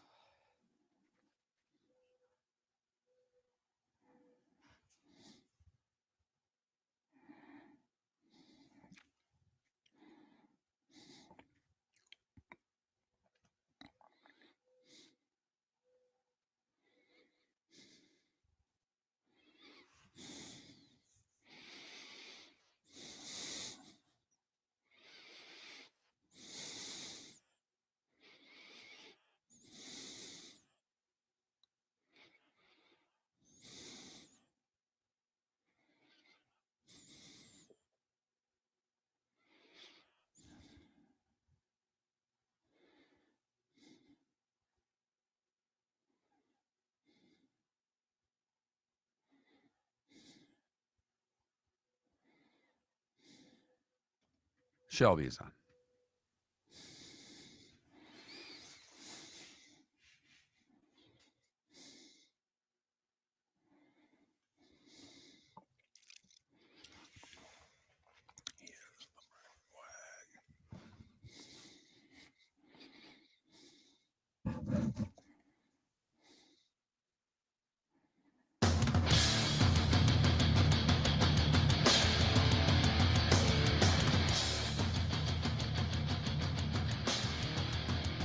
You're listening to Miller and Moulton, coming at you from the Floor Meister Studios. Floor Meisters, keeping it real. And now, here's Mark Miller and David Moulton. It is the bonus hour of Miller and Moulton on this first Tuesday of March, 2 weeks tonight. The tournament will be underway, granted on True TV, but that's okay. Miller and Moulton, millerandmoulton.com, Miller_Moulton on X. Our poll question, don't forget to vote. If you could be a member of a Hall of Fame and vote, which Hall of Fame would you want to be voting in? Baseball, football, or the Rock and Roll Hall of Fame? Football winning, the others garnering plenty of attention as well. Please vote accordingly. Joining us on the American Paint Supplies Hotline, your one-stop shop for all your coating needs, Shelby Mast. He is the Bracket Wag. Go to bracketwag.com, bracketwag.com, and you can follow him on X at Bracket Wag. Shelby, it's David and Mark. How are you? I'm doing well. How about you guys? Well, we are doing fine. Shelby, it's a personal issue of mine. I may lose my co-host over it. How the hell is Texas even under consideration for the damn tournament? How many games do they have to lose to be out? Well, they're in the SEC, and so that automatically gets them a look. And they've had some good wins, but other than that, they're probably not. Don't really have much of a chance. Well, that will make one David Moulton very happy. On the other hand, I think and we think Oklahoma has had far better wins, even though they've struggled in the SEC. You know, they've beaten Michigan. They've got some good non-conference wins out there. What do the Sooners have to do to get from to keep that spot as one of the last four in where you have them right now, Shelby? It's real easy. Win games. That's all you can do right now. Don't rely on any help from any other team because that's not coming for sure. Win the games that you are playing.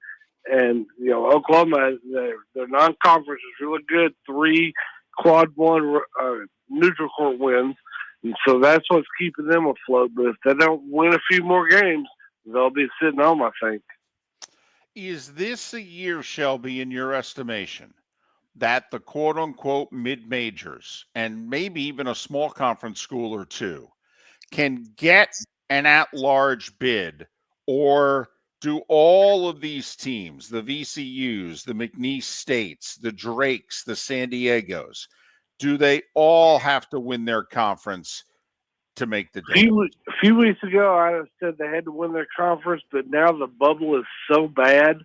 I think Drake and VCU have a shot at large if they don't win, but they have to not lose a game that they shouldn't lose and make advance in their conference tournament to at least the semis, probably the finals, but they'll be under consideration for sure. When you look at Florida and Tennessee, and maybe you don't have Florida as your first two, but I know you have Tennessee on the one line. Just how close, in your estimation, are Tennessee and Florida from who gets a 1 and who gets a 2? They're really, really close. I moved Florida to my first 2 seed last night with that win by Houston. So they're good. Florida's 5 and Tennessee is 3. And there is no gap between them. If Florida were to win tomorrow, would that make them a 1 in your estimation? It might. I've still got a week left to tighten things up, but it's going to be real close. There's about 7 teams that could be a 1 seed. Bama, and I think Michigan State's got a long shot, but I got to look at all the wins and all the losses and all the good and bad. When you look at like the 8-9 line, what do you think of UConn, and what 1 seed would they best match up with? Oh boy, I don't know if they'd match up well with any of them. Houston is really, really solid. That's who I would have them play in the second round. But Houston, it's like you're playing against 7 players. Their defense, there's always hands in the way. And so I don't know if I don't think that would be a good matchup, but Auburn, Duke, Tennessee, none of those really are. How much weight do you give the power conference tournaments Like, if you have a team in and they do kind of what's expected in a power conference tournament, what would it take to push them out and vice versa, if you know what I mean? Because we have found, Shelby, it seems in recent years the tourney committee doesn't put a whole lot of weight in these power conference tournaments.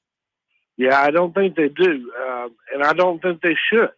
The tournament is, bragging rights and entertainment for fans, but don't put more weight on those games. It's just another game in the season.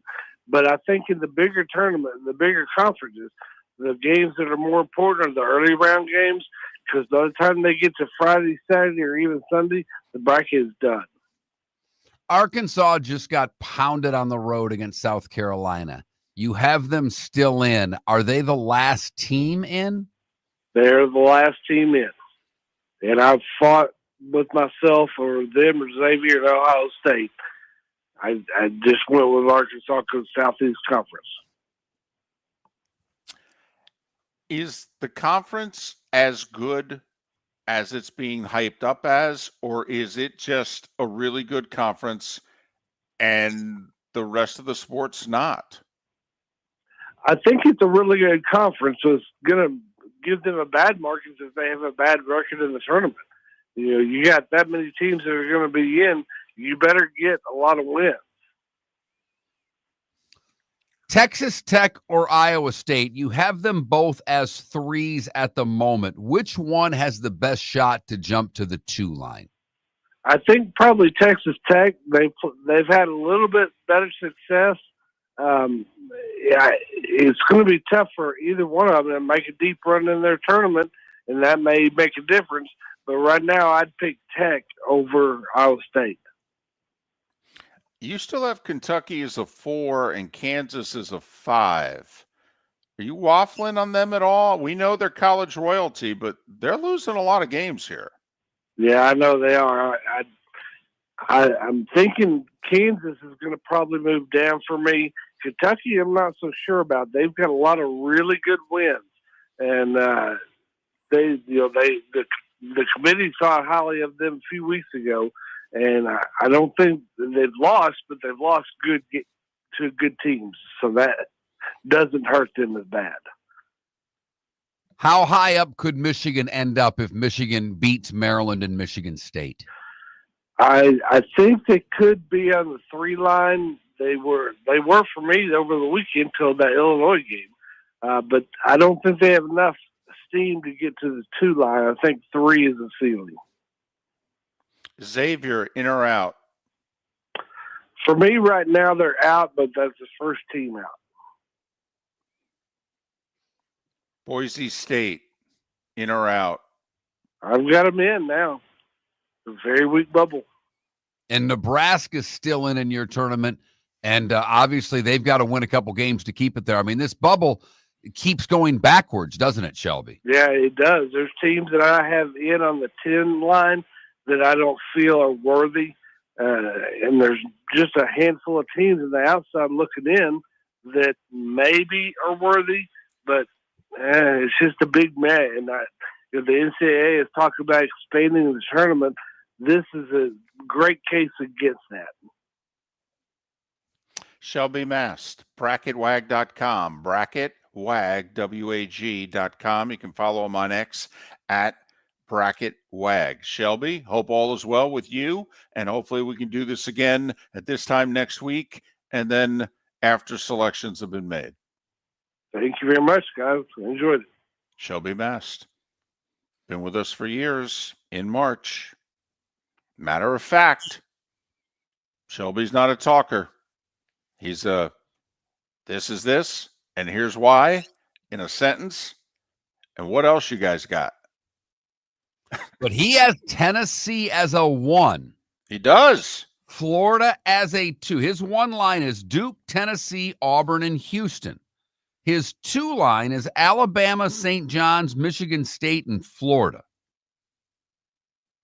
So I will be curious, and I know there's a lot of love for the Johnnies, but they're Ken Palm's 15. I don't see the Johnnies as a 2. And the Big East is not particularly good this year. I know they won it, first outright title in 40 years and the whole deal, but so he's got Florida as a 2 in the West with Houston as the 1. He's got your Spartans as a 2 in the South going up against Auburn. That sounds great. Good luck with that one. Hell, Yeah. Sweet 16 against Iowa State's going to be no picnic. St. John's is a 2 in the Midwest against Tennessee. And Bama the 2 in the East against Duke. I got to admit, that'd be a fun game, wouldn't it? Over under on Duke, Alabama. What do you think it is? About $1.80? That would be a lot of fun. That really would.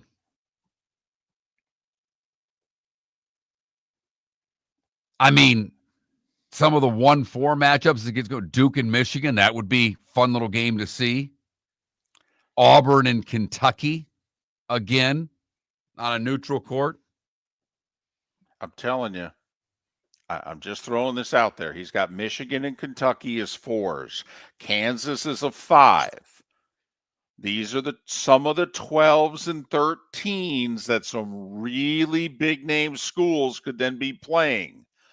If Shelby's saying he doesn't think many of the mid-majors are going to be in at-large consideration, Mark, that means they're all getting 12 and 13 seeds. So the Grand Canyons, VCUs, San Diego's, McNeese States, Akron, High Point, they're all 12s and 13s. And that means you're playing Michigan, Kentucky, Kansas. Some of those 12s and 13s are beat. I mean, I said it blindly yesterday. I'll probably hate the draw. I'm going to take the 13 seed against Michigan right now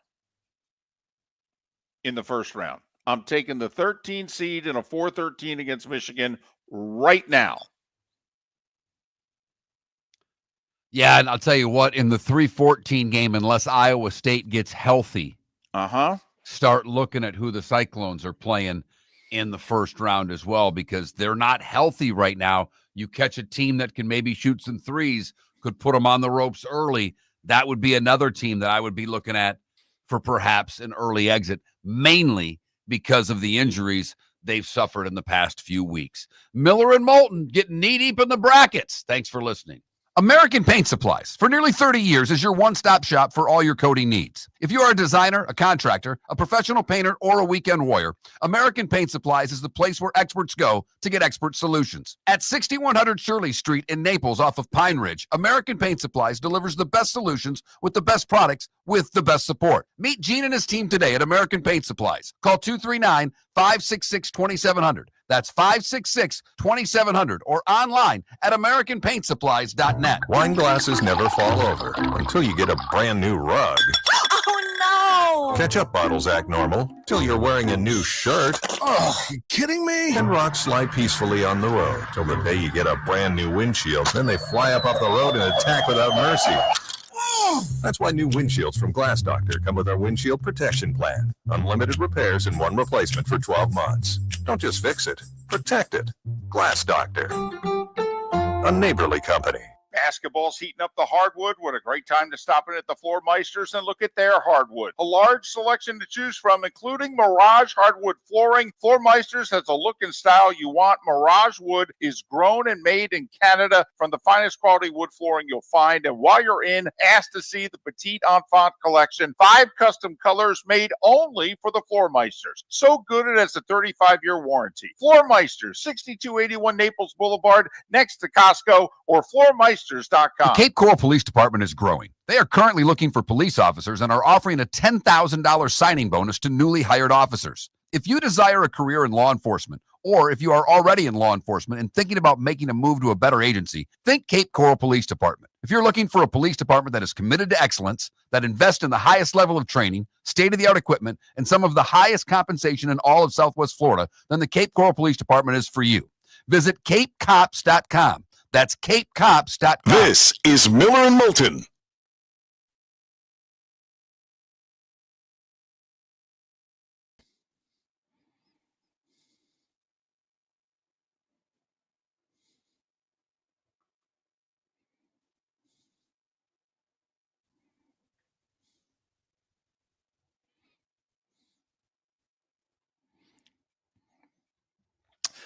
Shelby is, I believe, based in Texas.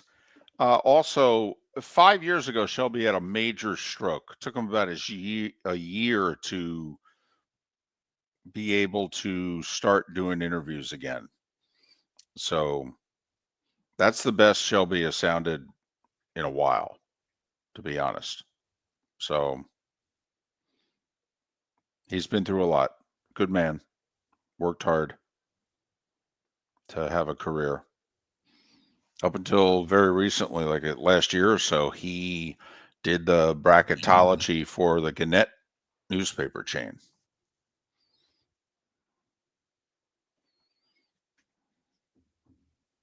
What's happening? What's not happening? How are you, brother? Good to see you. Yeah.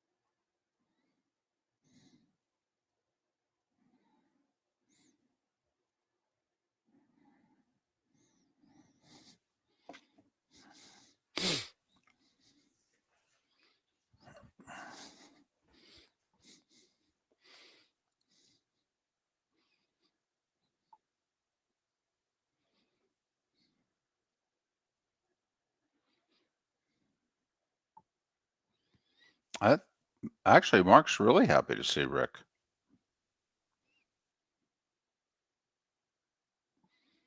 Yes. I love Van Halen.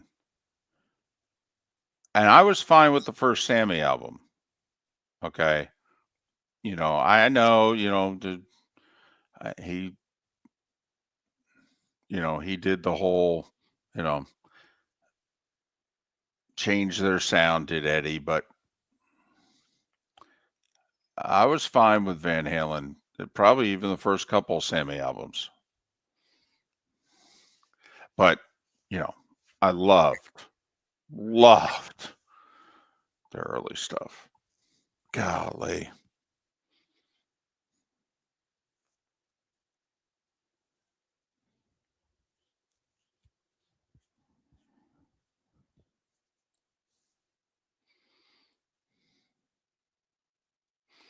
Yeah, sorry about that, Logic, man. Yeah, Dead Struck. Honestly, I had never. It just sounded different to me, even different than, the heavy, the Tulls of the world and the AC/DCs. It just sounded different to me. Pink Floyd and, Van Halen was different to me. I think it was Eddie.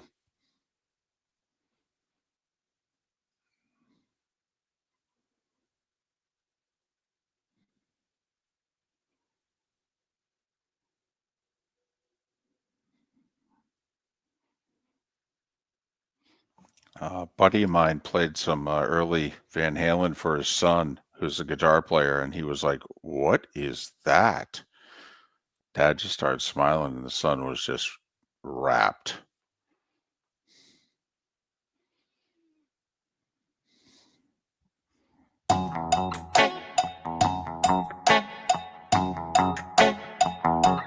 You're listening to Miller and Moulton. And now, here's Mark Miller and David Moulton. 21 minutes past the hour. Miller and Moulton, millerandmoulton.com, Miller_Moulton on X. Jam-packed show today from David Samson, Mo Eggar, Mark Packer. Just got done with Shelby Mast.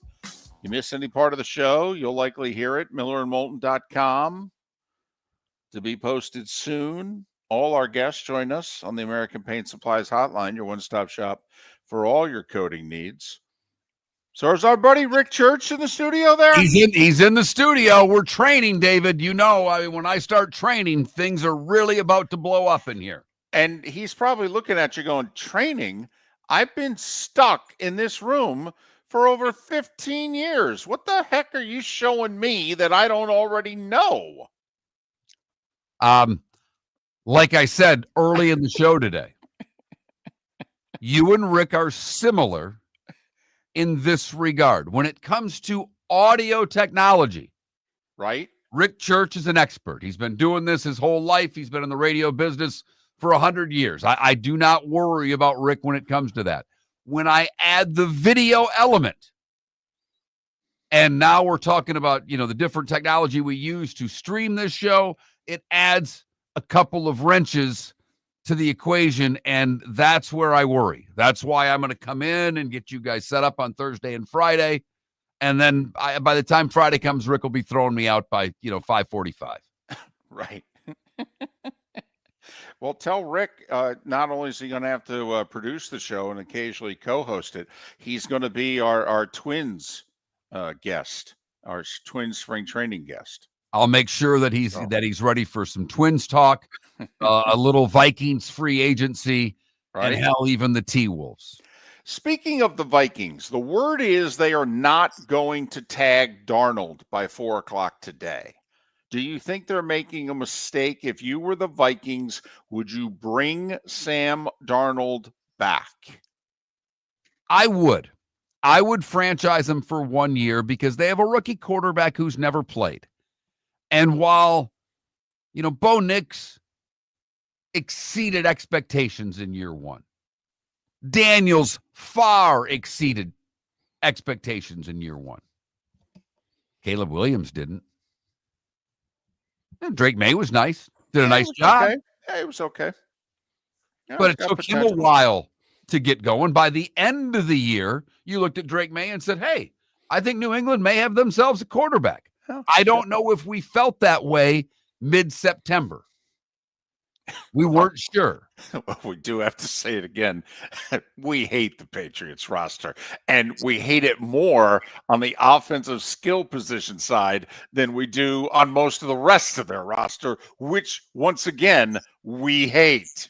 Fair enough. And you're right. But while we may hate the Patriots offensive roster and their skilled positions, we love, we adore, we drool over the Vikings offensive skilled positions. Yes, we do. Little Jordan Jefferson, Jordan Addison, little Hawkinson at the tight end. Okay, above average offensive line. Yeah, I mean, as a guy who's a kind of Lions fan, I look at Minnesota and go, hey, that's an offense right there. Yeah, it's a problem. Mm-hmm. So are you sure you're ready to just give the keys to that Porsche of an offense to J.J. McCarthy? Or do you want Sam there to make sure that car runs efficiently next year? And I don't think the Vikings are going to tag him. They've already kind of said there, which means they're going to lose him.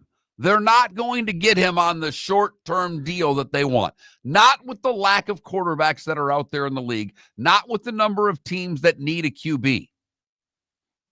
I think they're making a mistake. We'll find out in time.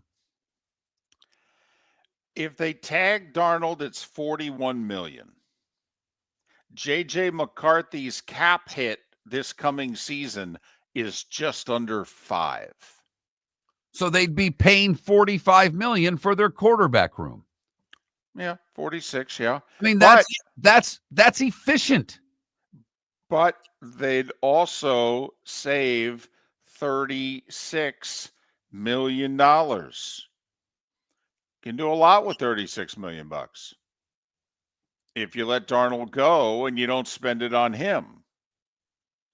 J.J. McCarthy's your 1. Can you convince Daniel Jones to stick around and be the number 2 and give him like a 2-year, $12 million deal with an opt-out after 2025 if he ends up playing and doing well? I mean, Mark, save some serious coin. Could save 30+ million that you could spend elsewhere. You're right. You're right. But if he can't play quarterback, well, then what? Then you made a mistake at 11 last year in taking McCarthy. Or you'll pay for it for a year in 2025. Coach and GM just got extensions. All right. They should be okay. But it's been mentioned in our Twitch chat room. Remember Case Keenum had that big year in 17? Right. For the Vikings. And then they went out and thought they could do better and got, Cousins. And Case Keenum never had that type of year with anybody else again. Was this just Sam Darnold catching a little, lightning in a bottle? And are you taking more out of the last 2 games than you're taking out of the previous, 16? I am. I thought he looked terrible his last 2 games. I was completely flustered. One by pressure in the Rams game and the other by coverage in the Lions game. And I mean, in particular, come on. Detroit didn't have much of a defense at the end of the year. And for him and them to look that bad offensively in that game. So you wouldn't sign the franchise. You would not put him on the franchise tag. No, here's the only thing. Am I going to try to get cute by half here? Am I going to tag him, hope he signs it, and trade him?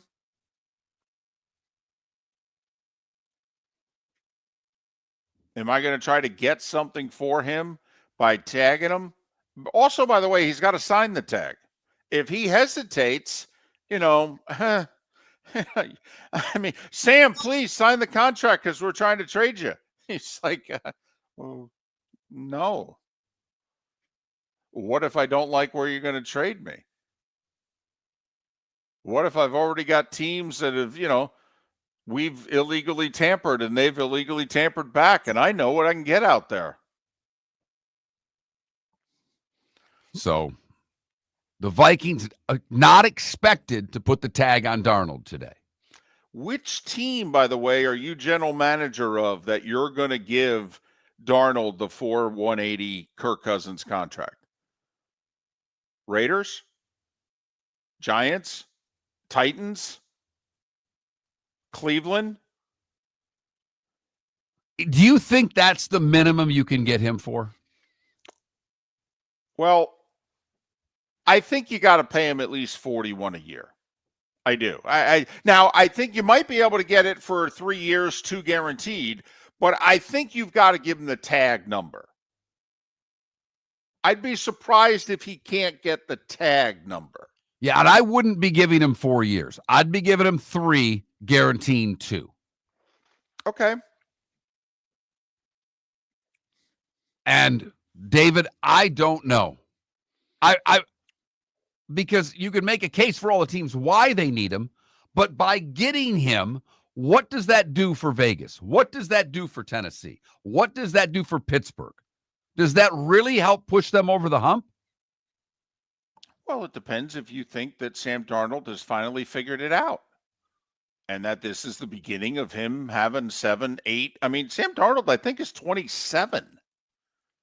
I know he was in the Baker Mayfield draft 2018, but I think Sam Darnold was 20, just turned 21 in that draft. I think Sam Darnold is going to play this year in the NFL at 28 years of age, Mark. I mean, think about it. You get age 28 through 30, 31. If you think he's figured it out, 40 million a year is a bargain. Do you think Baker's figured it out? Yes, absolutely. Same draft, Miller and Moulton.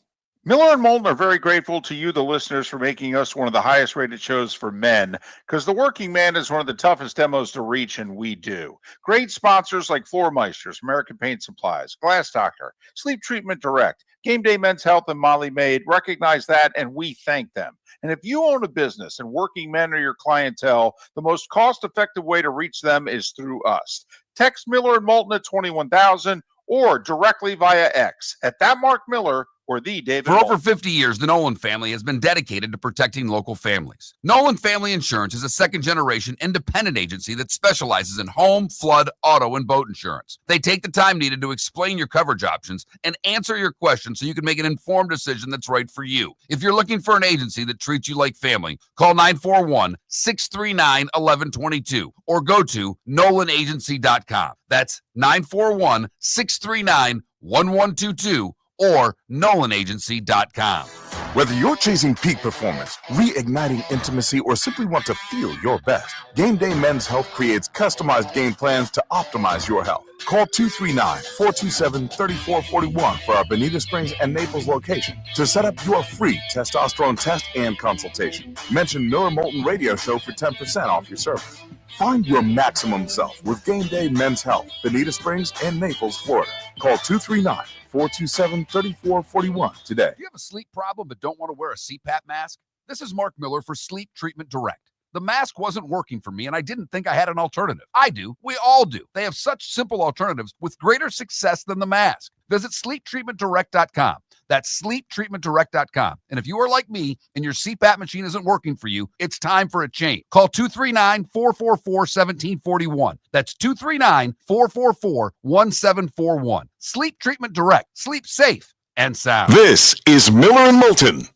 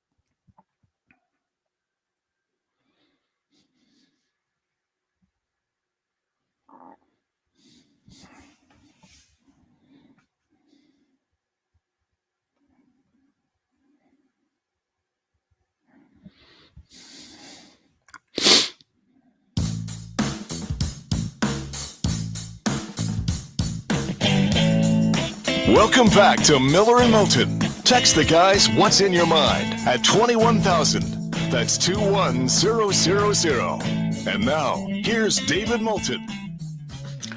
22 minutes till the top of the hour. Pat Kerwin and Seth Everett scheduled to join us on the show tomorrow. Miller and Moulton, millerandmoulton.com, Miller_Moulton on X. Our poll question today, if you could be a Hall of Fame voter, and we gave you the choice of these three halls of fame, which one would you most want to be a voter in? The Baseball Hall of Fame, the Football Hall of Fame, or the Rock and Roll Hall of Fame? You chose baseball. Why? Because there are certain people that I feel should be in who aren't. And I'd want to be. Now, I will say a good point was made that, baseball, I like the way the NFL does it. They sit around, they talk and what have you. I don't, baseball is 400 something people all make their own individual decision. I'd probably want to be on a veterans committee, Mark, if you know what I mean. I want to be in a room with about 16 people so that we can go at it. And that's one of the reasons I chose football. And I think the decisions will be harder going forward in football because you only can put 5 in. And we've talked about the logjam in the Pro Football Hall of Fame for a while on this show. Yeah, this past year was weird. They only put in 3 when we thought they had like a backlog of 11 deserving candidates. I mean, to not put in any of the receivers, shocked, actually. What was it? Steve Smith, and it was the Colts receiver. Was it Reggie Wayne and Holt, and Torrey Holt of the Rams? Right. We think all 3 are probably Hall of Fame receivers, and for one of them not to get the votes. The other thing was, of all the coaches that the veteran committee pushed forward, they pushed Mike Holmgren. You push Holmgren ahead over Shanahan? You push Holmgren ahead over Coughlin? You push Holmgren ahead over Marty Schottenheimer and Dan Reeves? Really? Now, if Holmgren had won that second Super Bowl with the Seahawks, that'd be a game changer. Wouldn't have been on that committee, to be brutally honest. Might already been done. But, and then you push him forward and he doesn't get the votes? I don't know. I thought last year was a weird year. Yeah, for it was. the Pro Football Hall of Fame. When we thought there were so many worthy candidates, and then they only elect 3, not 5, right, making the logjam even further. So it was a strange hall election this year. It's that time again, nearing the end, but not quite there yet. Here's Mark Miller with Today Was the Day When. Today was the day when, brought to you by Game Day Men's Health. Call them today, 239-427-3441. That's 239-427-3441 for their Bonita or Naples location. Check them out online, GameDayMen'sHealth.com. Mention Miller and Moulton for 10% off of your service. Find your maximal self with Game Day Men's Health. All right, I had a lot of stuff written down. I'm probably going to skip through a bunch of it because basically, up until 1933, this was Inauguration Day. So a lot of presidents inaugurated today. Today in 1789, the first U.S. Congress meets and declares the Constitution in effect. Fair enough. President Washington calls the Senate into its first special session today in 1791. We also admitted Vermont as the 14th state in 1791. Washington's second inauguration, 1793, the shortest inauguration speech of any president, 133 words. Wow. 1801, Jefferson, first president to be inaugurated in Washington, D.C. 1809, James Madison, first president inaugurated in American-made clothes. There you go.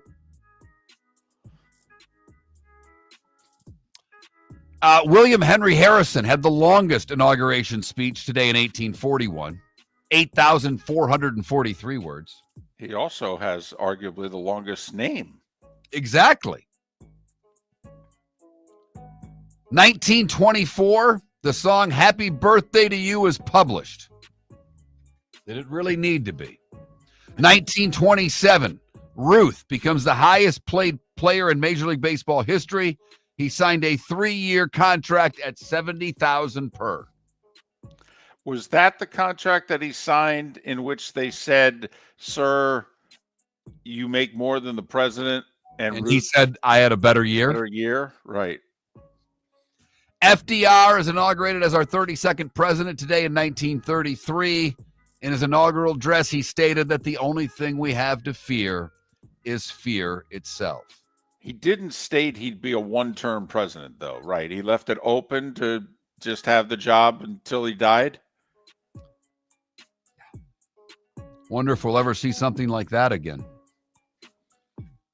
1966, John Lennon got in a little trouble when he said the Beatles are more popular than Jesus. Oops. Joe Frazier goes to 20-0 and captures the vacant world heavyweight title today in 1968, stopping Buster Mathis in an 11-round TKO. Because they had taken the title from Ali the year before. Jacksonville was the first college basketball team to average 100 points a game today in 1970.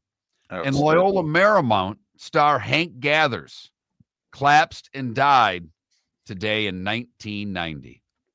Artis Gilmore led that 1970 Jacksonville team to the championship game. And for whatever reason, David, I neglected this segment this morning. I got up late. I thought I had it all done.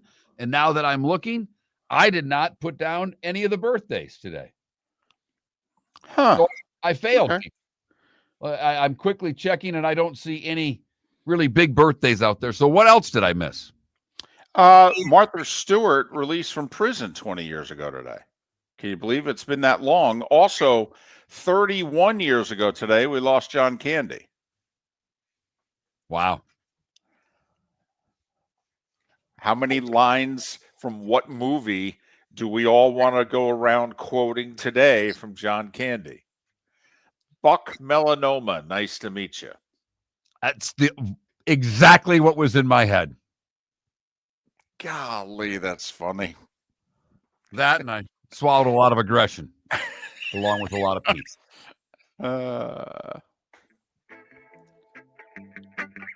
Time to see life a little bit differently. Here's Mark Miller with the good, the bad, and the ugly. What you got, Mark?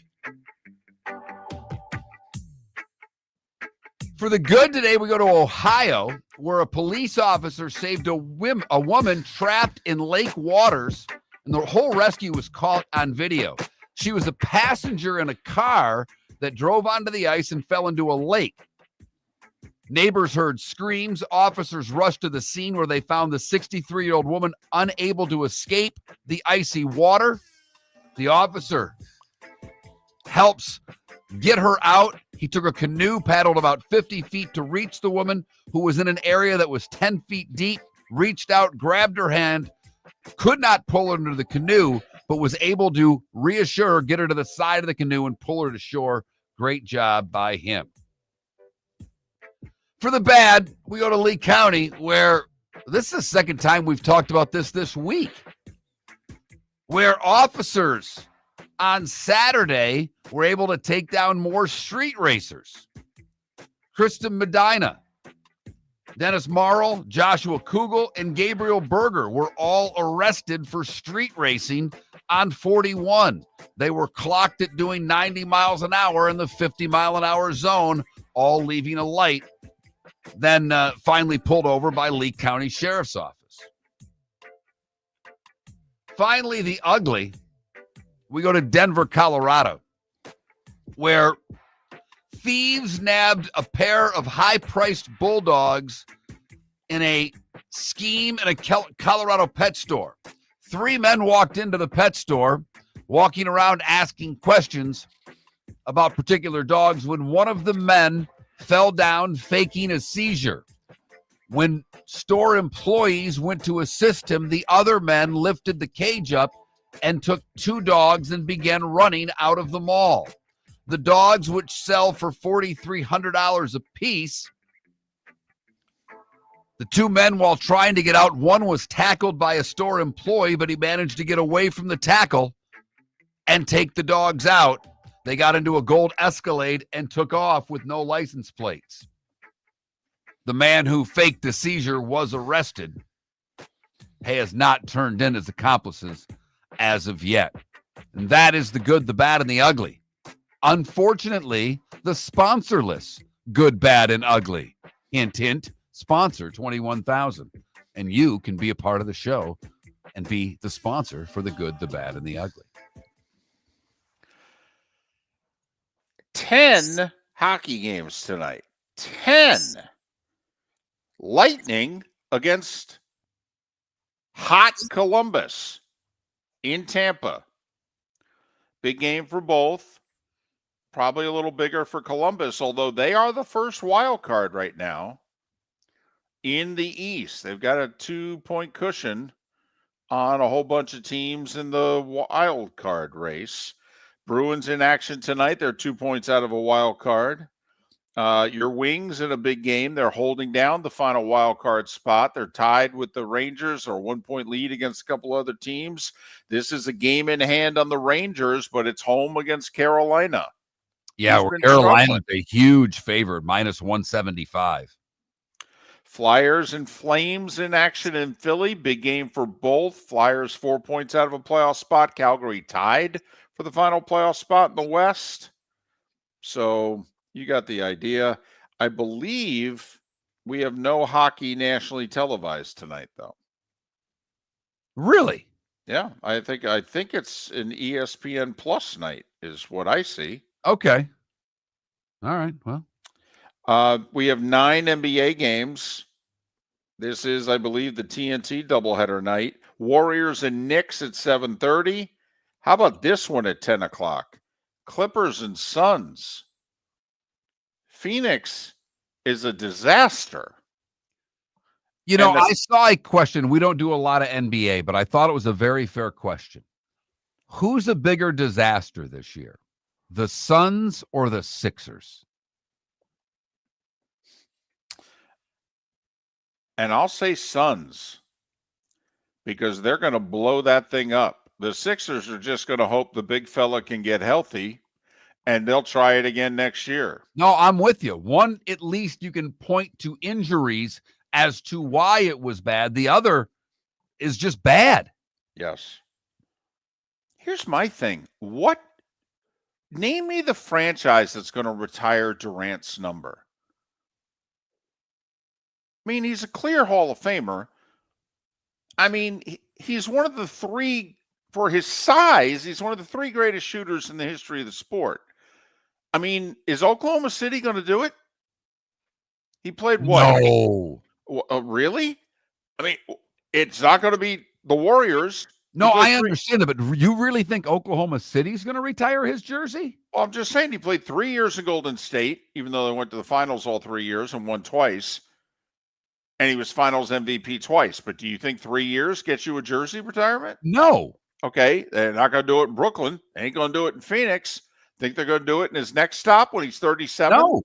Okay. I mean, to me, it's OKC or bust. And if I own that team. You really think Oklahoma City is going to retire Kevin Durant's jersey? He's not right, even like there. If I asked you a question, though, right now, best player in franchise history. Remember, you can't claim Seattle. And we can argue, by the way, if Durant's even better than Peyton. Okay? But I'm just, if you want to even incorporate Seattle's history into it, seriously, best player in that franchise's history. Okay. How many years did he play there? I thought he played 8. Man, and he left bad taste in the mouth of Oklahoma City. I just don't. Do you think I would never do would it. applaud? I think they'd boo him if he came back. I'm wondering how many years we have to wait. We have one system play tonight. We're not excited about it. We'll just tell you openly. Texas San Antonio at home against Memphis. Memphis, what? 8.5? 8.5. Texas San Antonio is 11-17. It's a system play. Miller and Moulton have to do it. You don't. It's the only system play of the night. I'm with you. I don't know if OKC, he might have to be retired 10 plus years before they get around to it. Yeah, and I don't know if they ever will. I really don't. I think they'll retire Westbrook's jersey before they do Durant's. Because he stayed. Miller and Moulton. Pat and Seth tomorrow.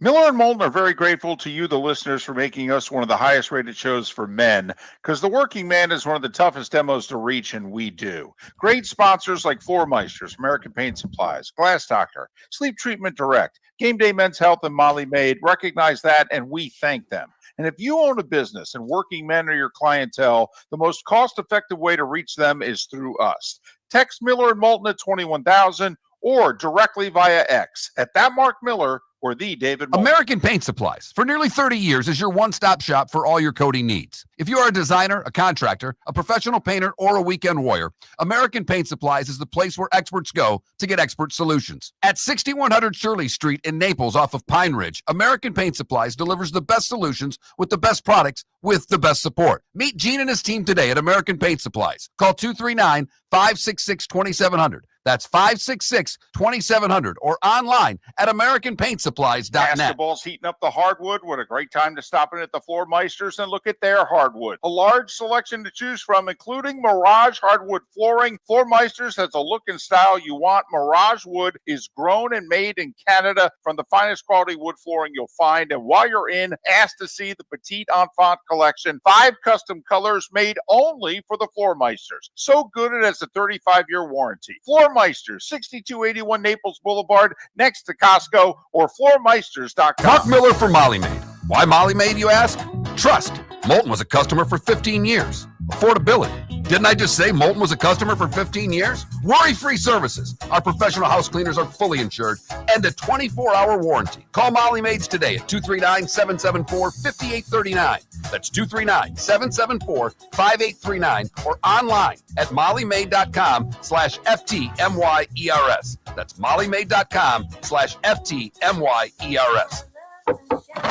Honey, you want to come out? I haven't seen you since Glass Doctor installed our custom shower enclosure. No thanks. Well, you can't keep eating breakfast in the shower, and laminating your magazines is getting expensive.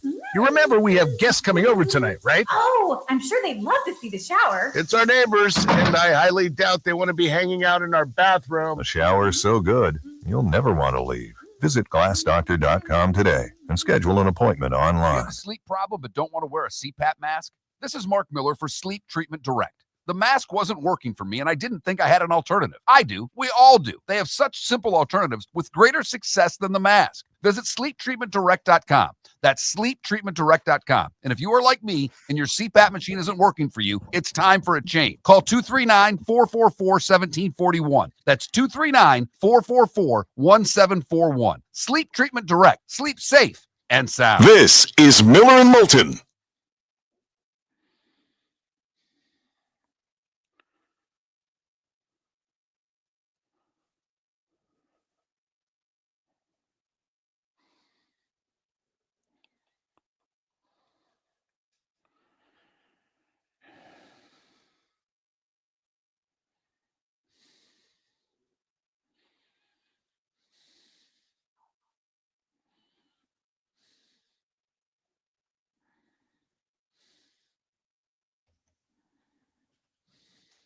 All right. Why don't we cut a promo for tomorrow? And do you feel comfortable cutting promos for Thursday and Friday today so I can just send them out? Sure. I mean, I know we have Jeff Cameron Thursday. Don't have Pat Friday, but I can, yeah. All right.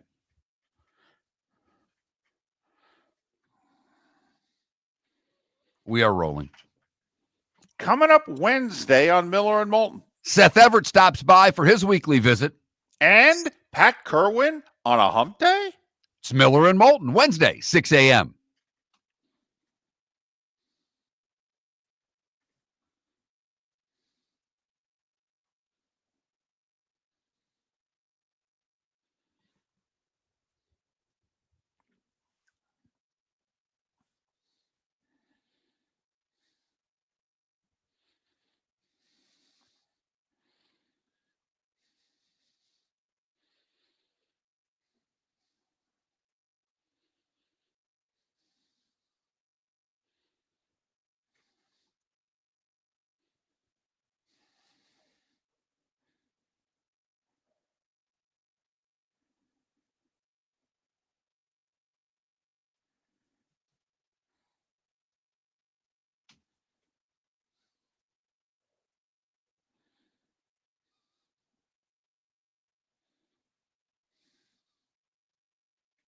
All right, I'm rolling for you whenever you're ready. Coming up Thursday on Miller and Moulton, I'll be in Florence, Alabama. You know me in the small conference basketball tournaments, and Jeff Cameron to talk the new deal between Florida State and the ACC. Thursday, 6 a.m., Miller and Moulton.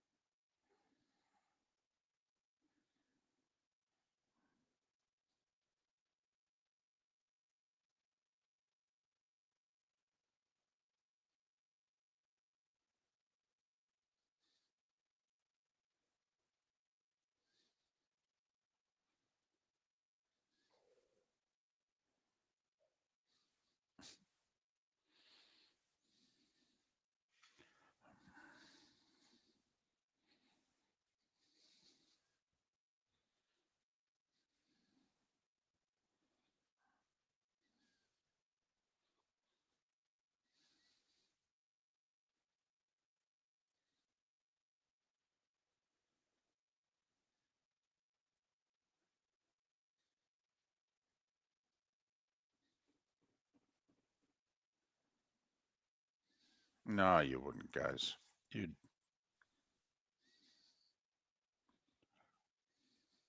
get into a rhythm. You begin to understand time also. Like, you know how long 10 seconds is, 15 seconds. You know,